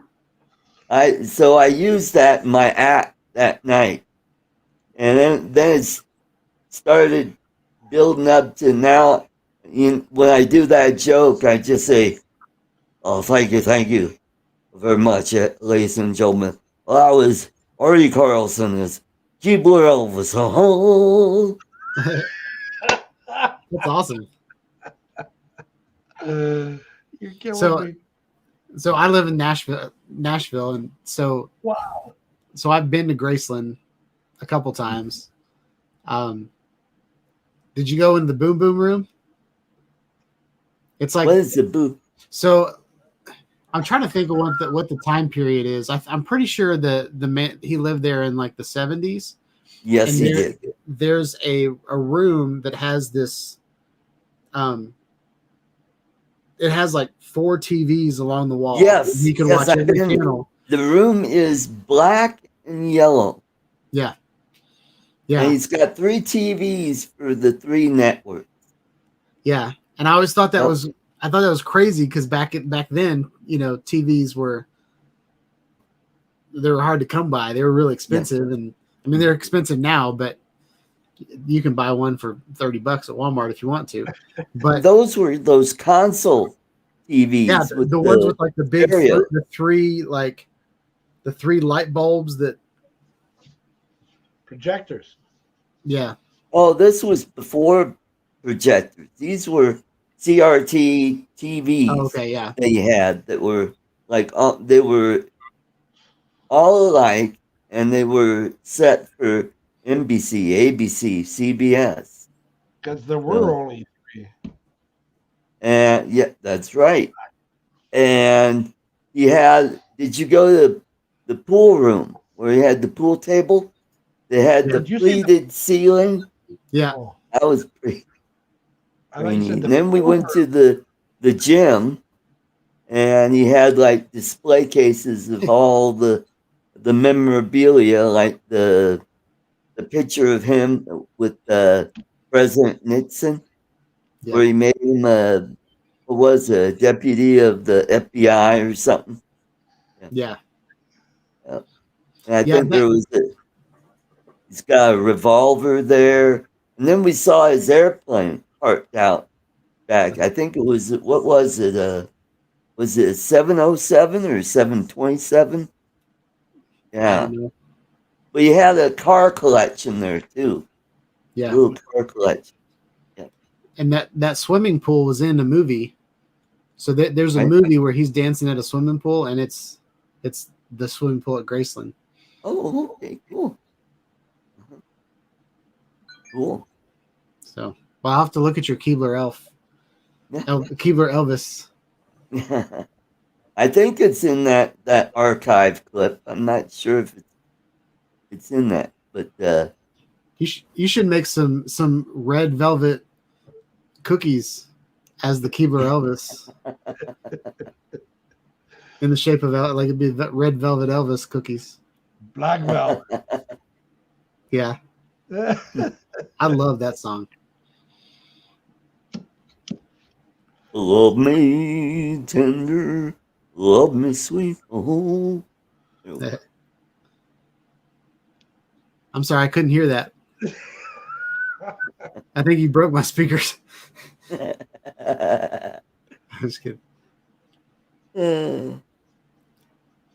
But yeah, I was there. It was August of '92, and it was the beginning of Desert Storm. We just went into Kuwait, and the club was selling these T-shirts. It said Iraqnophobia on it, That's funny. and I think it had a Iranian hawk coming down, and there's a mouse flipping him off.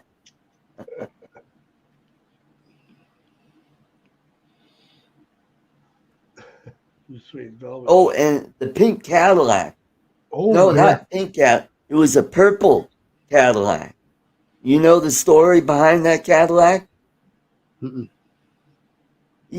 This was right after his music career just started taking off, and he went into a Cadillac dealership. He wanted to get his mama a nice little Cadillac, and nobody would talk to him. The sales staff, they ignored him, and because they saw this young kid with back then that was considered long hair, and I'm like, whatever. So he's walking out, and I guess the sales manager recognized him and said, "Hey, Elvis, where are you going?" He goes, "Oh, no, nobody back there would talk to me. I want to buy a Cadillac for my mama." So Mama. he said, "All right, well, we can fit you up." And he goes, I want that Cadillac right there. I want it painted purple. And I want you to give the commission to that mechanic over there." And that's what happened. He's So I very, bet that mechanic got a really nice surprise. He goes, "Whoa, wow, look at all this Elvis. I got a commission from Elvis." he's buried at Graceland as well. You'll see it. My friend went to Graceland and had a picture of his tombstone or mausoleum, or God knows how big it is. So he's been there. It's very interesting. I want to say hello to Drone Pool. Good to see you. We still got a good crowd tonight. Wow, that's awesome. Awesome. You're amazing, Art. Yeah. How do you do it? Week after week after week. You got to be cold out in that field. All the trees around you. Yep. Squirrels trying to Pretty take your soon this coffee. is going to turn into my winter background for Christmas. Makes you want to get a drone and just fly down that lane. Yep. Pretty colors. Oh, speaking of that, so you've got trees. Sorry, you're over there. Oh, So I'm trying to get more community participation on my channel. So the last 2 weeks, every 2 weeks I'm going to do an assignment on my live stream of homework? like a type. Yeah, it's homework. No, it's fun work. It's hobby work. So the last 2 weeks has been trees. And so however you want to capture trees, whether it's by a drone or an action camera or, just a regular camera, cinema camera, whatever. And then I'm putting those videos on my live stream every Tuesday night, 7 p.m. Central. Cha-ching, little plug. Just kidding. But does Eat More Possum hang out on this channel every once in a while? Yeah, he comes in once in a while. Yeah. So he just did a video of his he's got the Inst360 Go 2 on his Get Bar C little FPV drone, and he's flying through trees just like the ones behind you, and he's flying through all the branches. Metro Drones, thank you very much, Bill. Thank you very much. It's time for. We're going to wait for it. It's going to come. I'm waiting for that cha-ching. Why don't you have that at your ready? Your cursor should be sitting on that button. Ah, there we go. There you go. All the way to the bank. Oh. Yep. And then all right, let's get that train going. Come on, ride it. The choo-choo. Oh, I don't know.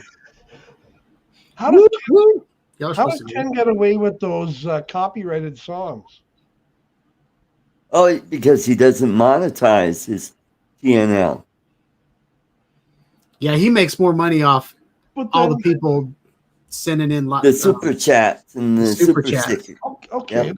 So then, where was it going?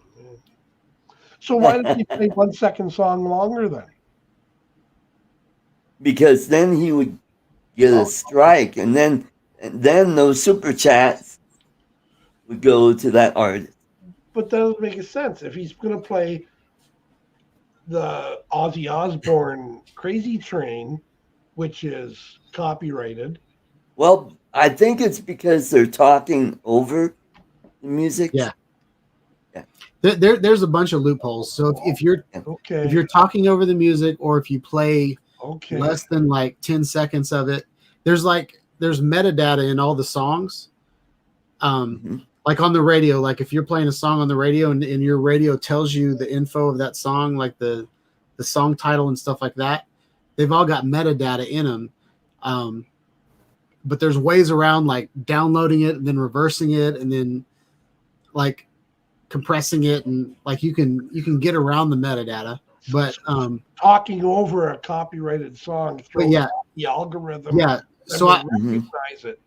Yeah, so when I was on Drone Worship's channel, I showed a video from some other guy, and we didn't know if it had audio was copyrighted or not. So he said, "You need to not stop talking." So I kept talking over the whole thing. I was like, yada yada yada, strawberry, strawberry, watermelon, watermelon, and then pumpkin pie. But so what I do on my channel, I put YouTube video, like people send me emails with their YouTube link in them, and then I take those YouTube links and I download the video off of YouTube, and then I'll play it using the video player in Streamlabs or StreamYard. And then StreamYard has a new view where it's a picture. It's like a little like video game streamer over in the corner. So okay. I'll put me down there, and then I have my logo in the top right corner, and I've got, my social media stuff over in the left top. And so it's a video inside of a video with things over top of it. And then I turn their audio down, and then I talk while the video is going on. I see. I mean, it's Interesting. but if anybody ever asked me, or there was ever a strike, I have proof from an email that they said that I could play their video and all that kind of stuff. So it's it's a There's a technicality. tip jar right there if you want to throw a few bucks in. I may try that on my channel then, for just keep talking over top of the song. Yeah, so I had 8 of my videos got cut off YouTube, and they were like I was making the most money on those videos because I used to use it was like no copyright song. It was like a channel on YouTube, and you could download these EDM songs, and as long as you put like Information. links to their SoundCloud and all that stuff down in your description. Yeah. But then someone on there decided to not be free anymore, and all of a sudden I got a copyright strike on. I put that song on like all these videos, and so I had to go through each one of them and say, just make this part of the video silent.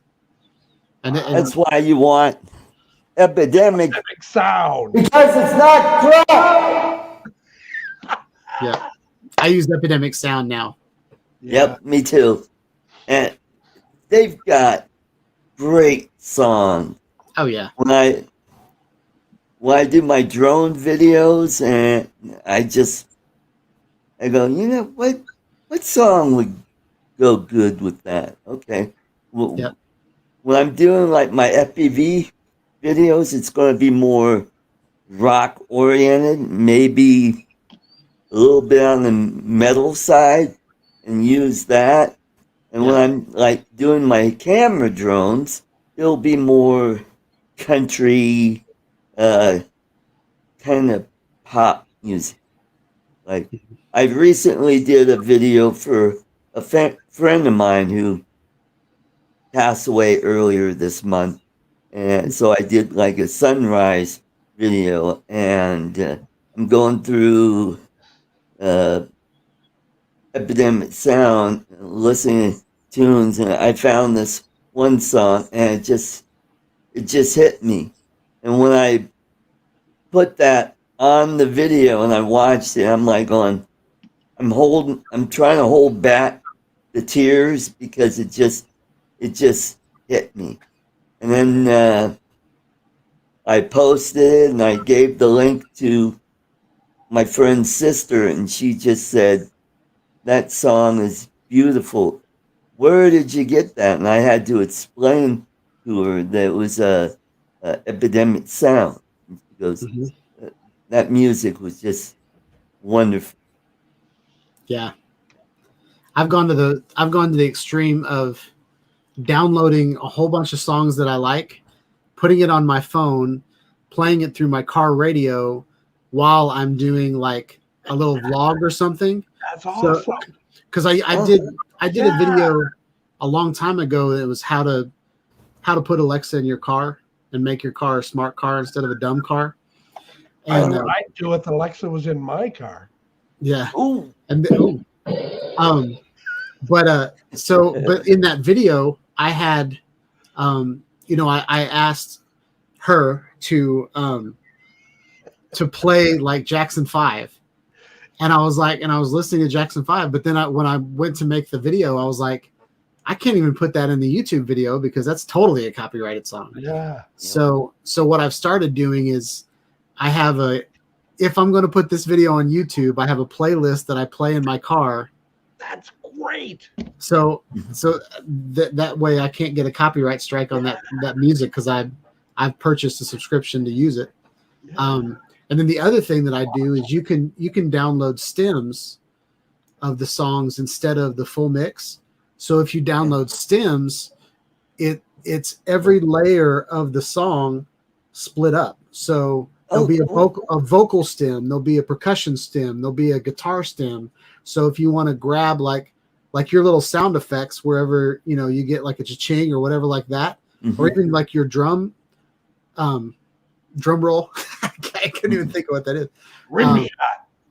Rim shot. Like you could grab amazing little pieces, put them into GarageBand, and mix your own little intro music out of those stems. And you've subscribed to access to those pieces of those songs too, not just the full mix. And that's where I get all my sound effects. Yeah, it's from Epidemic. Yep. And I go ahead. I figured out how to set up hotkeys on my keyboard. All the number keys are a different sound effect. Like number 1 is the cha-ching, which you can't find. Well, for some reason there's a lag in the vMix, and I went and I thought, hey, you know what? If I got a USB keyboard, maybe I get rid of that lag. I still get that lag. I don't know why. Yeah. Yep. I've got a Matt Carlson story. Oh? You ready? Well, go ahead and tell. When I first started getting into the socials, Instagram, I thought, okay, well, maybe I'll pretend I'm 25. I started up an Instagram account, and one of my first subscribers was Art Carlson. And I said to myself, all right, who's the wise guy? They know I love Cincinnati WKRP. Who's imitating Art Carlson? That was one of my favorite shows. Yes. And my favorite video for this time of year is the famous turkey drop. Is God is my witness. Yep. And then I tune into Ken Harron and I find out, my God, he's a real person. And there he is. Yep. Right there. That's funny. That is. Hello, Mickey McH. Good to see you. Hey, we got some new people in. That's cool. Wow.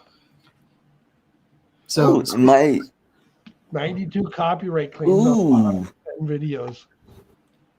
I just need 2 more to hit 50 thumbs up. Cool. Wow. Yep. 92 copyright claims. Fool me once. Fool me 92 times. I'm just saying. Someone needs to be learning something at that point.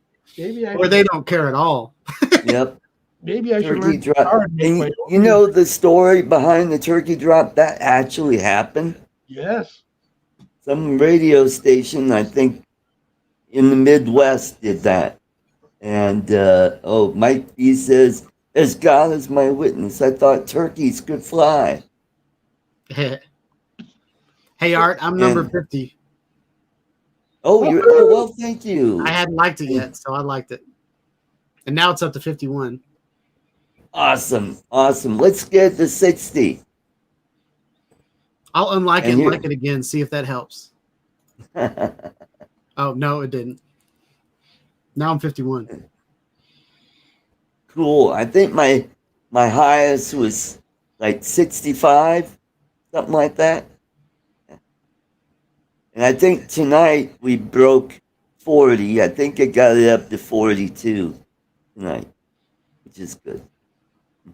Yeah, you're doing good. I get like 6 or 7 viewers during my live stream, and then I'll get like 40 more over the night. So there's a lot of people that watch me that don't show up for my live stream, but they watch the aftermath. Right.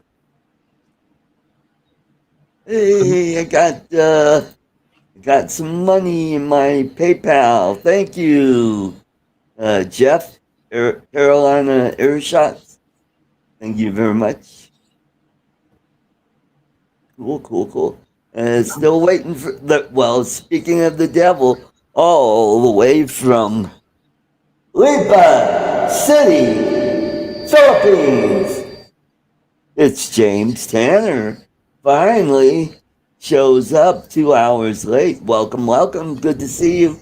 Good morning. Magadang umaga. Everybody. Oh, Magadang gabi to you guys. How's everybody this morning? What's up? we're doing good. Hey. The reason I'm a little bit late is because we have family. We have a delayed Thanksgiving dinner last night here.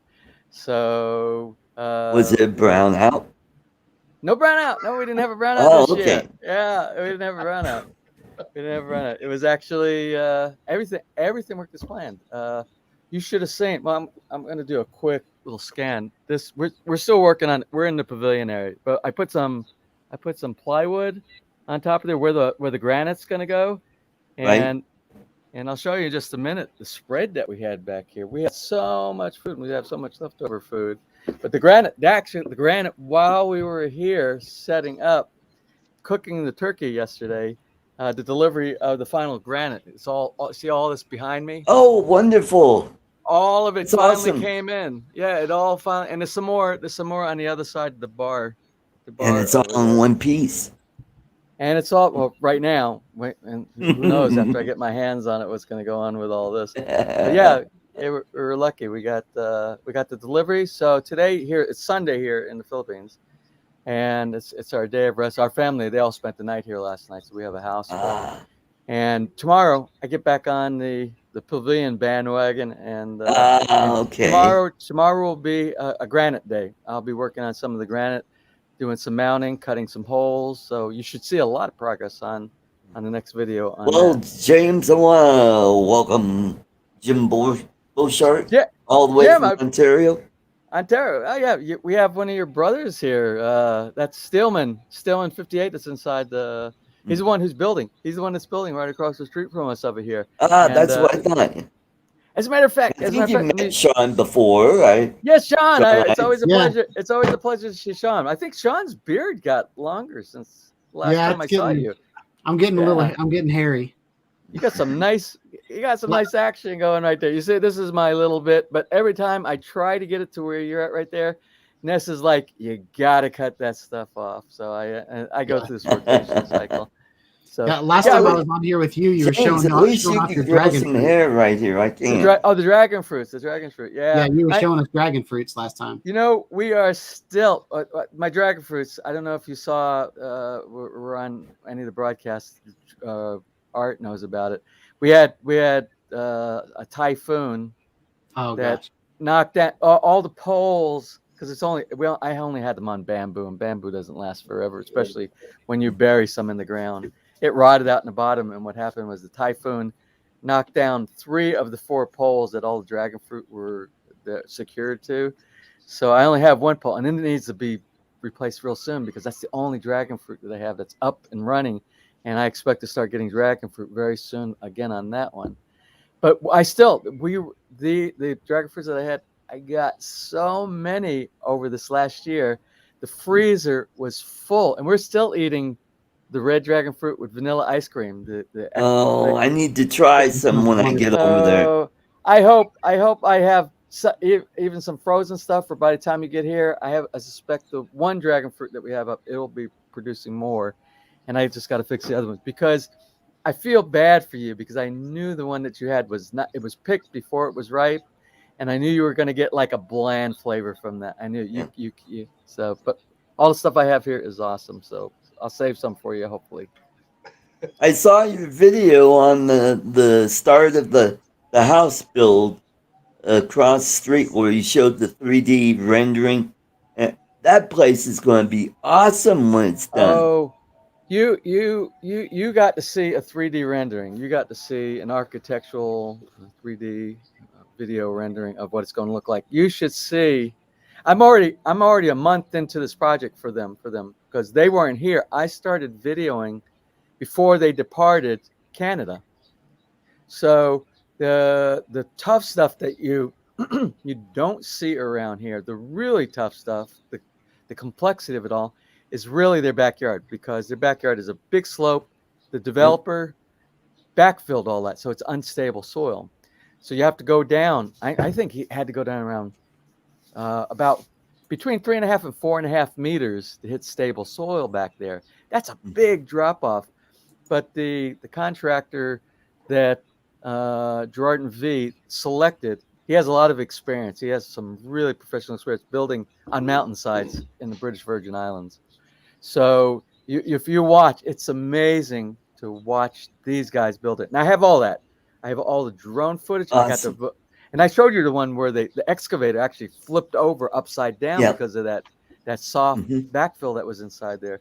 So I have about a month's worth of archived video. We'll do a quick catch up to where they are now, so we can get caught up to date, and all the videos from that point will be maybe 1 or 2 days from when I do the updates on their project. So it's going to be exciting. Like I was saying, it's a unique build that nobody in the subdivision, nobody in I know Lipa, nobody around here has this type of build. What they're doing inside here with some of the thing. I don't want to give too much away, because then people won't know what to look for when it comes up. So, but yeah, so we're doing that. So James, have you seen my video of the drone giveaway yet? I have not. Art, I apologize. I'm telling you, this project you're going to love it, because my friend from Memphis, Tennessee, Cubler Elvis, took over the second half of the show to kind of, help sell the, hey, this is a wonderful, wonderful drone. My good friend, Artie Carlson. If you like this video, please click on the icon in the lower right-hand corner. And please don't forget to ring that bell, so you'll be notified when my next video appears. Okay. Hey, Jim Beauchard, thank you very much for that super chat. Cheers, 20 buddy. Canadian dollars, which is 25 cents. So it's time for ka-ching. It's going to be there you go. There's that's it worked. That's going. Let's keep that train going. Otherwise, let's listen to some more of my Elvis. Oh, thank you. I like Jim's intro come in right as soon as you introduced them, and he did the art. Yeah, I like that. That was so good. We got to teach Chuck how to do that. Yeah, there you go. Well, Chuck is in Buffalo, New York, watching Genesis. Yeah, he said that last week he was going to be up there. So it'll be interesting next week if he pops in to hear how that went. It's going to be a great experience. But I want to hear his comparisons about the old and the new Genesis and Collins and everything like that inside there. Yeah. So who is in Genesis right now? Are any of the old guys still in it? I'm sure Phil's drumming, right? Yeah, I think Phil's still. I think his son is doing the drums, I believe. Phil's not drumming. He's retired from drumming. Yeah. Is Peter Gabriel in it? Bad hands. I don't know. Or is it just awesome the two guys that were always in the background playing? Yeah, I doubt Gabriel's inside there. I can see Phil being there singing, maybe with his son on the drums, like you were just saying. Yeah. I mean, that would be that's the draw. That's really the draw coming there. Phil's not there. I'm not sure that what would be the reason even to go watch the band. I don't really know. Yeah. I remember every once in a while Genesis would play and Phil Collins would be there, and then it'd be like the two other guys. Yeah. Remember them?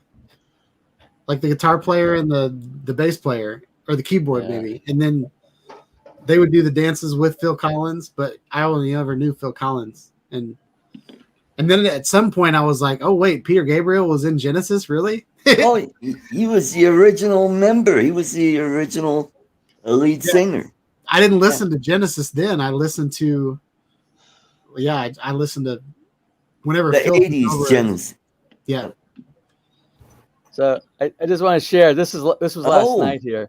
This is another reason why I'm a little bit late. I had a you see, I think you guys recognize David and Emily, the big guy there, and Yep. the pretty lady there in the red shirt right there. That's David and Emily from Balak Buying Farming with David and Emily. Their YouTube channel that they have down south for us right there.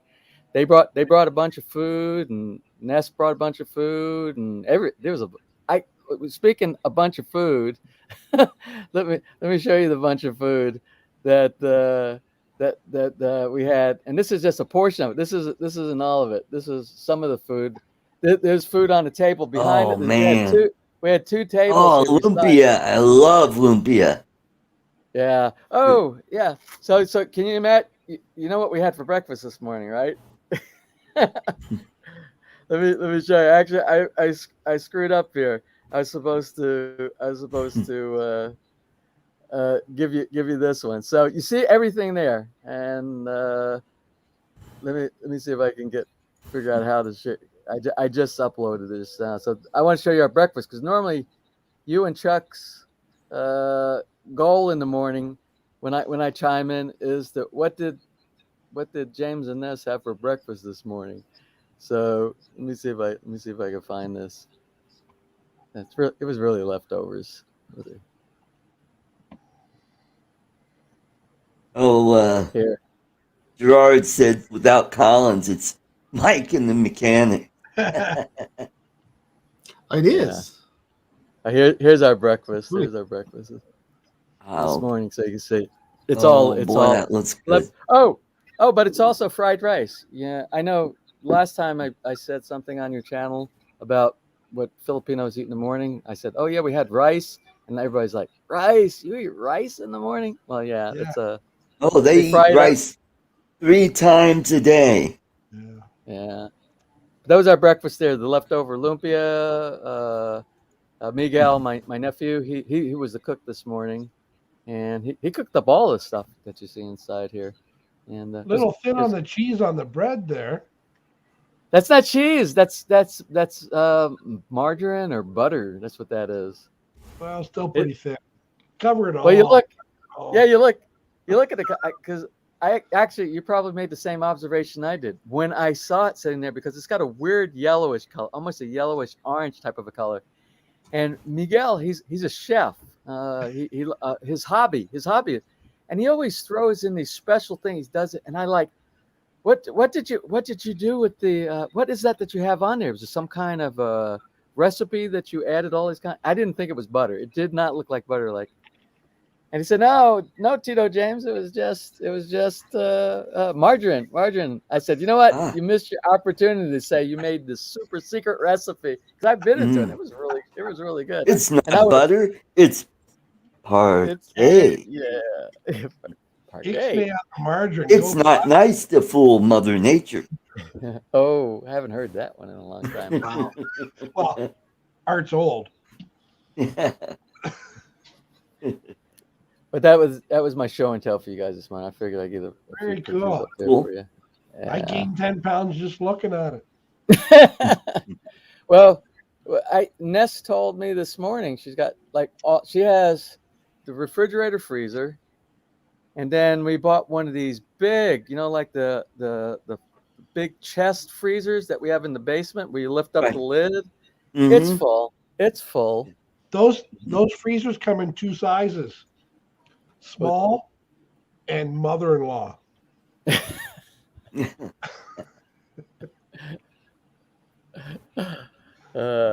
And one more little thing. You see, I don't know if you see.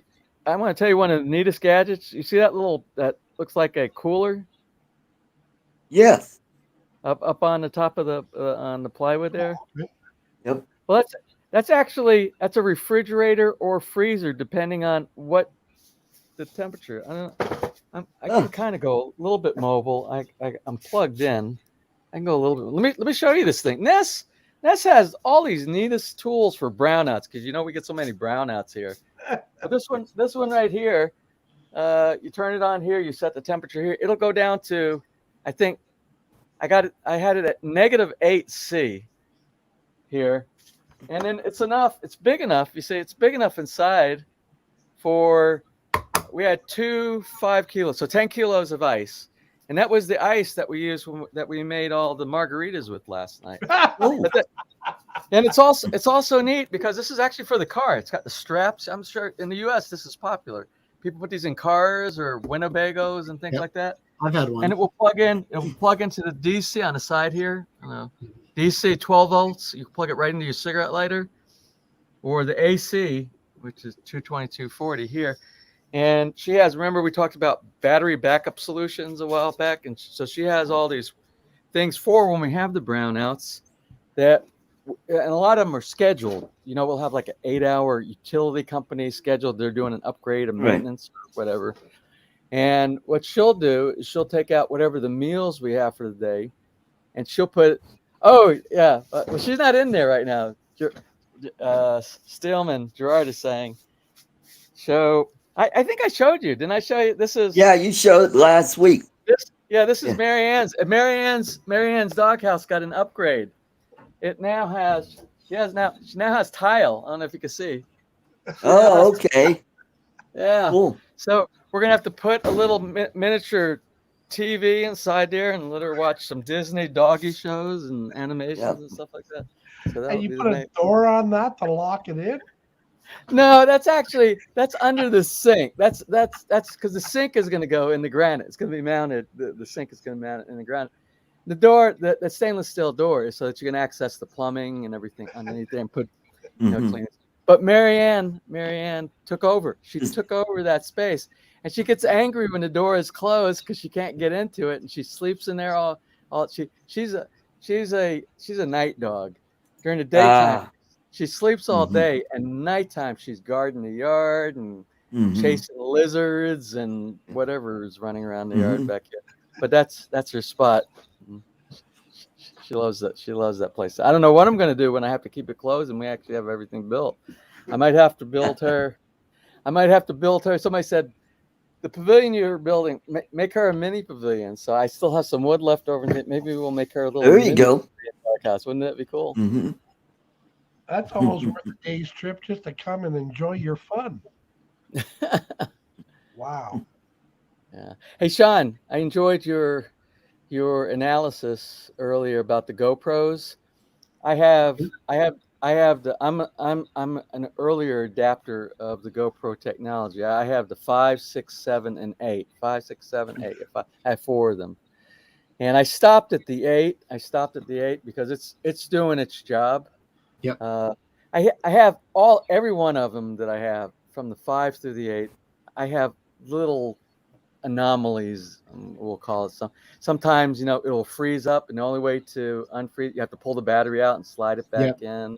There's all kind of little things, but for the money, you can't beat it, and for the quality of the recording you get, you can't beat it. I've adapted all my 4K. Everything is 4K now on our channel. Our drone footage, all 4K. All of our video, 4K. The streaming on YouTube now seems to be much faster. I don't know why. When everything seems to go up, where I tried to do 4K early, I tried to adopt it early, and it was just beating me down the amount of time it took to render thing. I had the MacBook Air. It was really difficult rendering on that, everything. So, but now everything's 4K with us right now. But the GoPro, I like your analysis. I don't think I'm going to go. I skipped the 9. I think I'm going to skip the 10. And just see what they have, what the next one is when they come out. Because what I got right now, it's doing the job.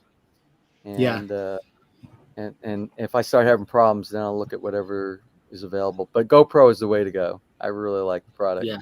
GoPro 11 will be a TV camera. Yeah. This was my favorite GoPro. This is the session. Yeah. This is the session 5, and it was the first session. The original session was like 1440, I think, and then this one went to 4K. And then this is probably the closest thing to that is the Action 2. But there's so many issues with with this, like it's almost back to a fragile camera. Whereas this one, I could throw it, and like there's people that put this at the end of a bow and arrow and shoot it, and like they do all kinds of stuff with these. This is the closest thing I've got to a session. What is This that? is a SJ cam. SJ cam? Yeah, M10. I have, this is the regular, and the other one is the one that has Wi-Fi on it. Okay. Well, Sean, you said the 10, you noticed, I think you used the word, it's perky, or it has something, it seems to react quicker. You're able to, because you said that the processor has been upgraded. It's a faster processor and all inside there. Yep. I was, one of the reasons I was weary of even looking at the 10 when I saw that, because I know what GoPro has done in the past when they've upgraded their hardware sometimes. When they've upgraded their hardware, of course, a lot of times upgrading the hardware, just like a computer, anything like it puts more of a demand on the resources and on your system.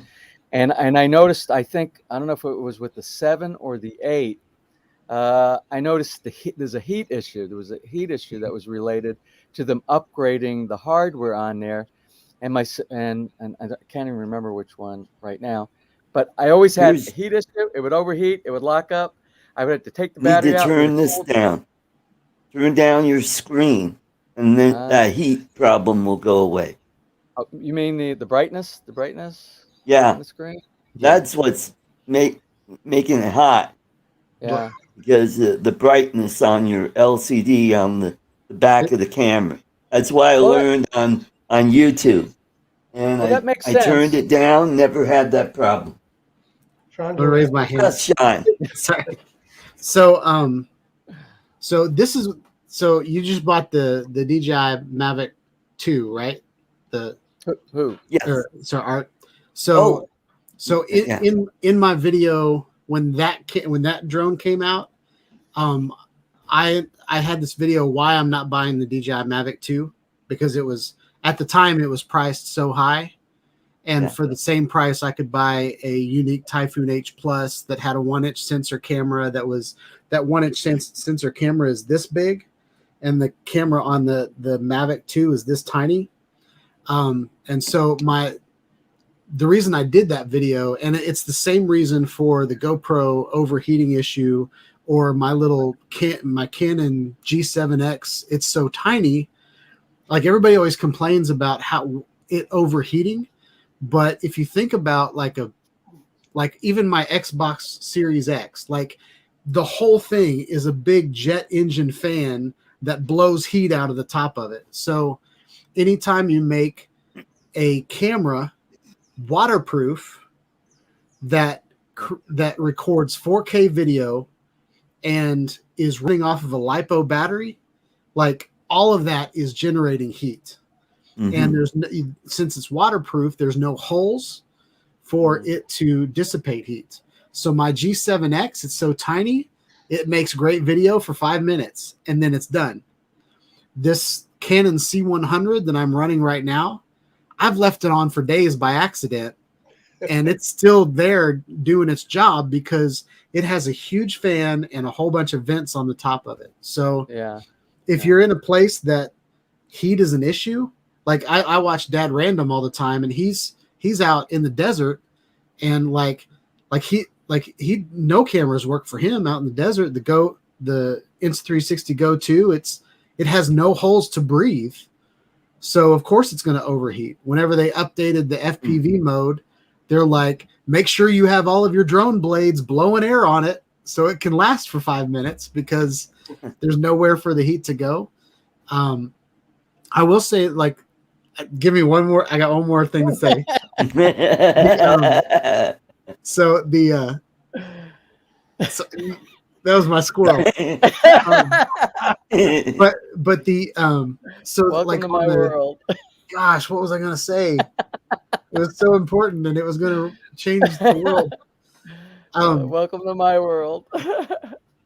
Yeah, but but I'll say with the GoPro Hero 10, the processor is more efficient. So like with the MacBooks that just came out, the M1 chip, it's not an upgrade in, like my new MacBook with the M1 chip is way cooler than my other MacBook was, because it's working smarter, not harder. So the GoPro Hero 10 chip, like I've run the GoPro Hero 10 right next to my 9, and the 9 will overheat way before the 10 will, because it's more efficient. It's the same size. It still has the same waterproofing, same battery, everything, but it's a more efficient chip. It's Well, still yeah, overheating.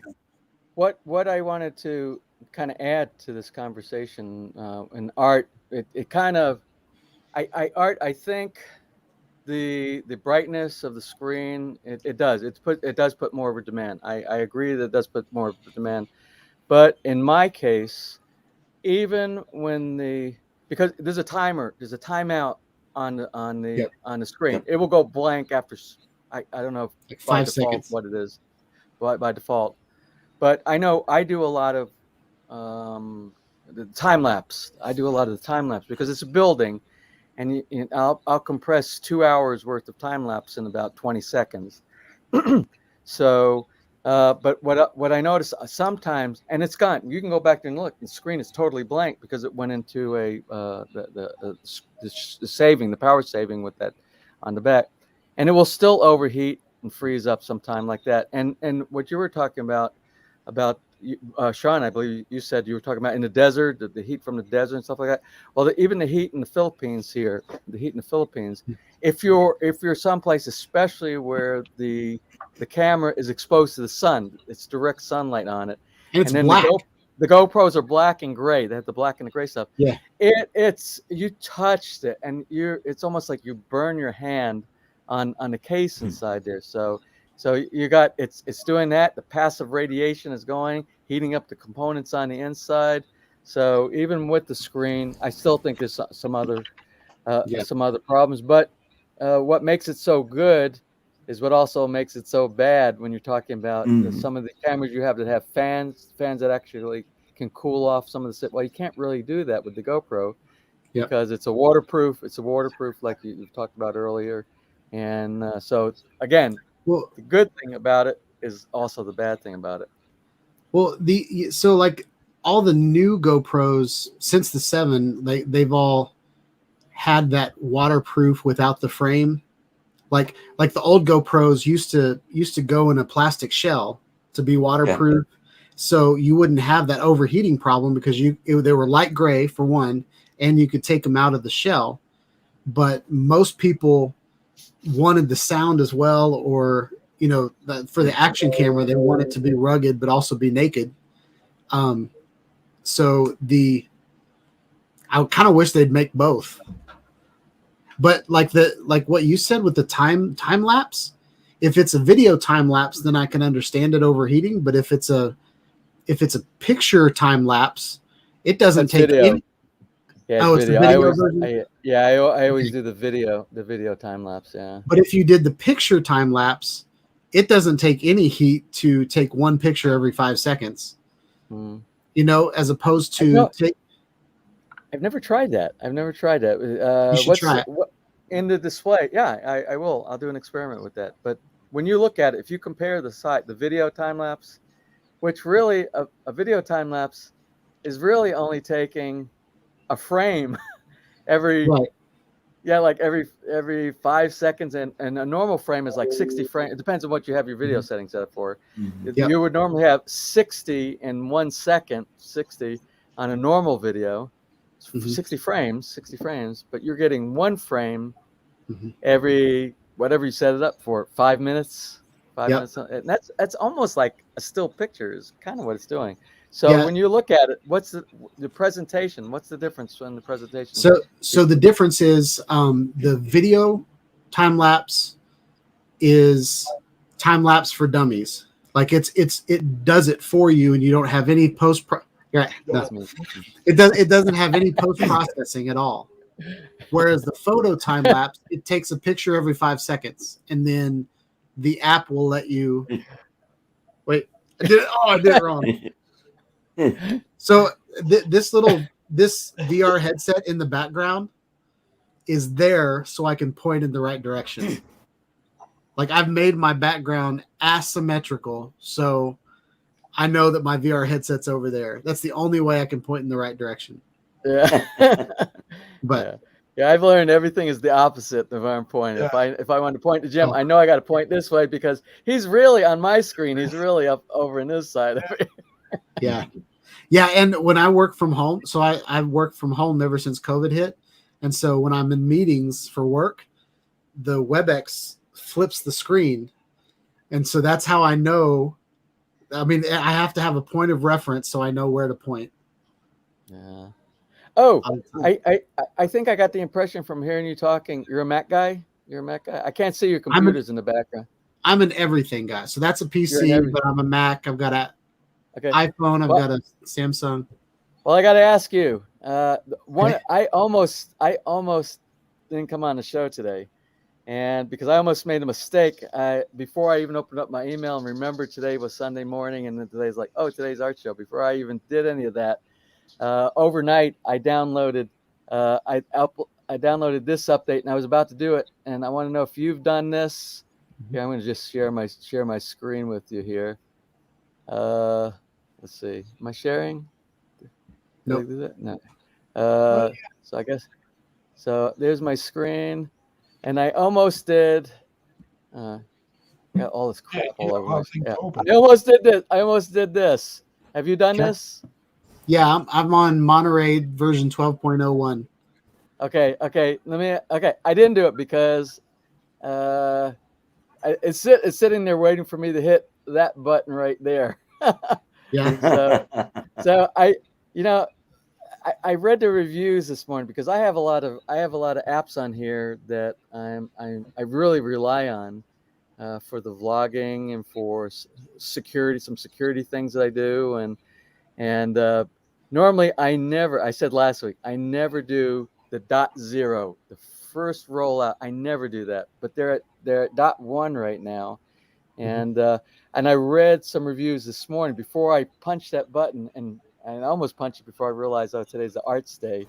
Have you noticed any anomalies? Any problems? Anything? I haven't noticed anything. But what Mac are you running? Are you running the Intel? Or? I got the Intel. I got the. This is the latest. Mm-hmm. This is the newest MacBook Pro with the Intel 2.3 Core i7, and so it's pretty maxed out. So the biggest issue lately with apps not working is because the companies that design the apps aren't M1 ready. So whenever you switched over to the M1, so I bought the M1 chip because Final Cut Pro is insanely fast. Like I can render 360 8K video and it's just smoking fast on a MacBook Air, which is wow. But the biggest thing is there are a lot of other companies that don't support Mac that much that haven't jumped on the bandwagon to update their apps to work in the M1 environment. But since you have a silicone environment, most of your apps will probably already work in Monterey. Yeah, but I have the Intel. Yeah. And what I did last night and briefly this morning before Art came on, I was doing some research, and the consensus is there's many complaints I saw about processor, the resources. It's eating up a lot of resources, and the only way to clear it is doing a reboot, and then it's clean when you first come back on, but eventually they come back on. Now, I don't know if that's with 12.1 or the original 12.0 when it first came out. So I'm still probably going to punch it as soon as we get off of this. As soon as I leave, I'm probably going to hit the go ahead update now button on there because I have a curiosity. Curiosity kills the cat. Hopefully, it doesn't kill the Mac this morning. But yeah, I love it. Yeah. Okay. What's the biggest update between Big Sur and Monterey that you see that's actually something that you like that they made on the updates? So, do you have like an iPhone or an iPad? I did what Chuck said. I fell for the Kool-Aid. I got it all. Okay. Everything. Yeah, So, I got everything. so you know how like Not the on your problem. iPhone and your iPad you can open up the app drawer and it'll like, or not the app drawer, but like the tool drawer where it has like the flashlight and the phone and all of those little things. Yeah. So the biggest thing for me is where your notification, and Windows is doing the same thing, but it's everything. All your computers are turning into tablets is what they're doing. So you've got all of these big bubble notifications. You've got all these big, like I can, More notifications. well, it's just organized. You know, it's all the Okay. stuff you used to have, but it's organized. So I have a little tool thing that it says, I mean, it's telling me that my video card is utilized by several different things that I'm, it's got a little light on it saying that my camera screen is recording and I'm doing over here, even though the green light isn't on my laptop because I'm coming through a Elgato. It's got like a little card for my, like if you're familiar with Bootstrap cards, it's like it's got a card for Wi-Fi, Bluetooth, and AirDrop. Then it's got a little night display. Then it's got little I mean, it's just got everything's just kind of organized in, you know, the top right of your computer. Yeah, I think I just updated my iPad OS. How you doing? Oh, here? Which gym? Not me. Oh, we got 2 gyms. Well, here, I'll let you know. Here, it's 10:37 in the morning. I don't know, Jim, what time it is where you're at. It's 7:37 here. 9:36. 8:37. Oh, we have a bingo. Is there a bingo anywhere? Art, was I an hour late for your show? Yeah. I'm sorry. You should have put a time. Oh, you know what? I think I told you. Oh, I thought. Oh, yeah, you're here at 7, central. and I was here at 7. But yeah, I'm sorry. Oh, I forgot you're in Central Time Zone. Yeah, it's 6 o'clock your time. It's 7 o'clock his time when the show starts. Yeah. Yeah. Sorry. By the way, this is my first new phone in a very, very long time. This is the 13. I got the 13 mini because I don't really like those huge things. I'm a big fan of 511 clothing, the shorts and the pants and cargo pants. You know, the 511, it has these, you know, for your phone. Your phone fits in here perfectly inside, Oh, right? okay. Like that. Oh, nice. All those huge phones that people buy all the time, you know, they're like a mini tablet, but they're fun. They don't fit in any of the cargo pants or anything like that. Yeah, at least in the you mean pockets that they make. like this? Yeah, that's not too big. That doesn't look too bad. Yeah. I don't know. That's kind This of is tall. the Samsung A11. Yeah. But yeah, this is my latest. I just got this about a week ago and the reason I got Cool. this one, because the other iPhone that I have is the SE. It's not the original SE. The 5 SE was the original 5 SE, and then they upgraded the processor and I think they just called it the SE. I think it's the 2020. In 2020 they came out with it, but even though it came out, was it 2020? I think it was 2020. I don't know. Maybe 2019. I don't know. But the battery is so screwed up in that phone. It's so screwed up. I leave it charging all night. Not this one, not the new one, thank God. I leave it charging all night. I wake up in the morning, it's 100%. I take it off and I start checking email. And as I take it off, I watch it go. As soon as I unplug it from the little dongle on there, I watch it go 100, 99, 98, right in front of my eyes. I see the battery discharging like crazy. Wow. And then if I reboot it, I do a reboot, It comes back. It says, I have 1% battery. You have low battery. Do you want to go in low battery mode?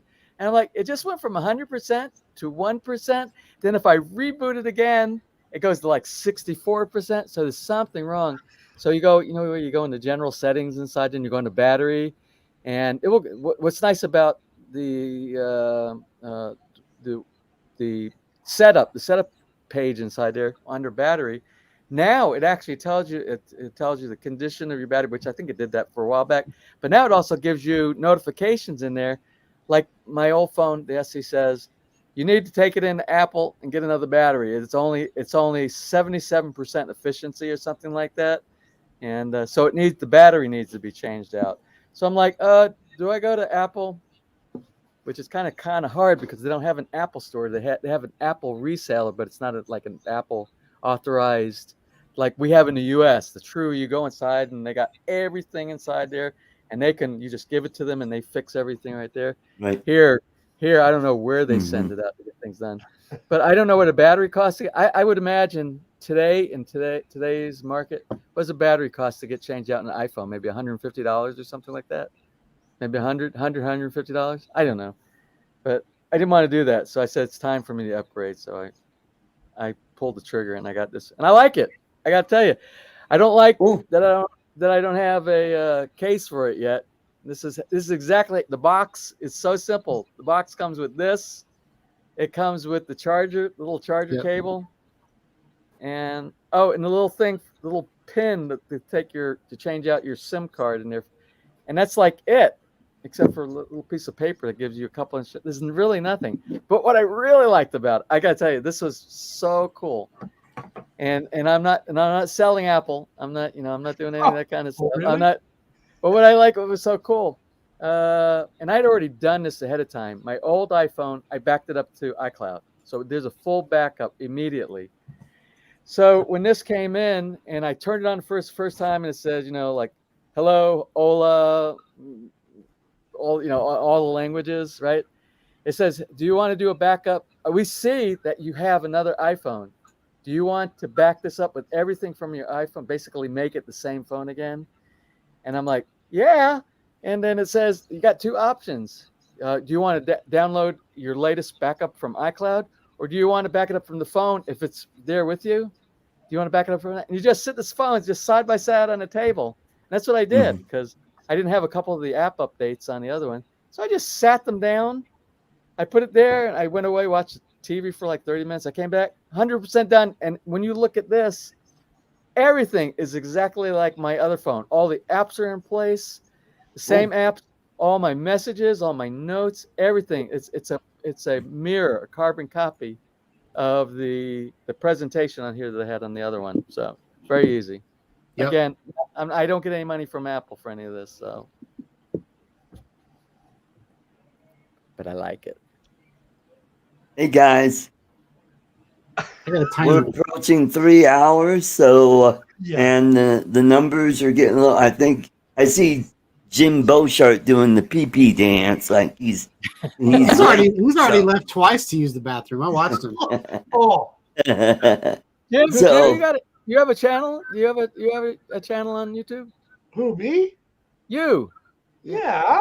You're like you have that personality. You have like that talk show host, comedian, personality. Put your link somewhere, man. I want to stop by and see it. Sean, you got a channel too. It's my name. Sean Hyde Studios. So okay, so that's an easy one. What about you, Jim? What's yours? It's my name. Jim. I subscribed to Jim tonight. Okay, I'm gonna look both you guys up. There you go. Sunday. Jim, you just increased your subscription by 50%. I feel you. Yeah, I want to check you guys out. It's Sunday for me, and I'm relaxing today. I'm doing no construction here, cool. No project. So I want to. I'm finding a hard time lately with the people. People pushing content. People are not pushing as much content for some reason. It's lacking. So I want to find some new places to spend some time. I've been spending a lot of time lately watching this new The Beatles Let It Be. Everybody's got clips from The Beatles Let It Be. Mhm. But what kills me is and I love the Beatles. I love the Beatles. I am one of the biggest Beatle fans out there. But I don't know why they're promoting this, and Jackson is promoting this on Disney Plus. Disney Plus, because that's like my wife subscribes to everything except for that's the only thing she doesn't subscribe to. She got Hulu, she's got HBO Max. She's got whatever it is. She pretty much has it, but not Disney Plus. And I'm like, to me, Disney Plus. I mean, Disney is great, especially if you have a child. But I can't see me getting a subscription worth of a year's worth of subscription just to watch the Beatles. You know, so yeah. I get wish to watch all the Marvel stuff. Yeah, there you go. Yeah. It's got Mandalorian. Marvel and Star Wars, and so like all the new, like the Mandalorian, and there's going to be a new Boba Fett. So if you're into Star Wars or Marvel, it's worth it. That was going to be my night until Art texted me and wanted me to come with him on the show. Yeah. Oh, the new Hawkeye series is out. It's really good. Well, I'm excited about the Beatles stuff because, you know, I've been watching like bootleg clips and all this video from the years back. Because you got to realize this is really from like 63 to 70. And video was horrible back then, especially people taking, you know, we didn't have a phone that's more powerful than a TV station was back down, you know, 1964 and stuff like that.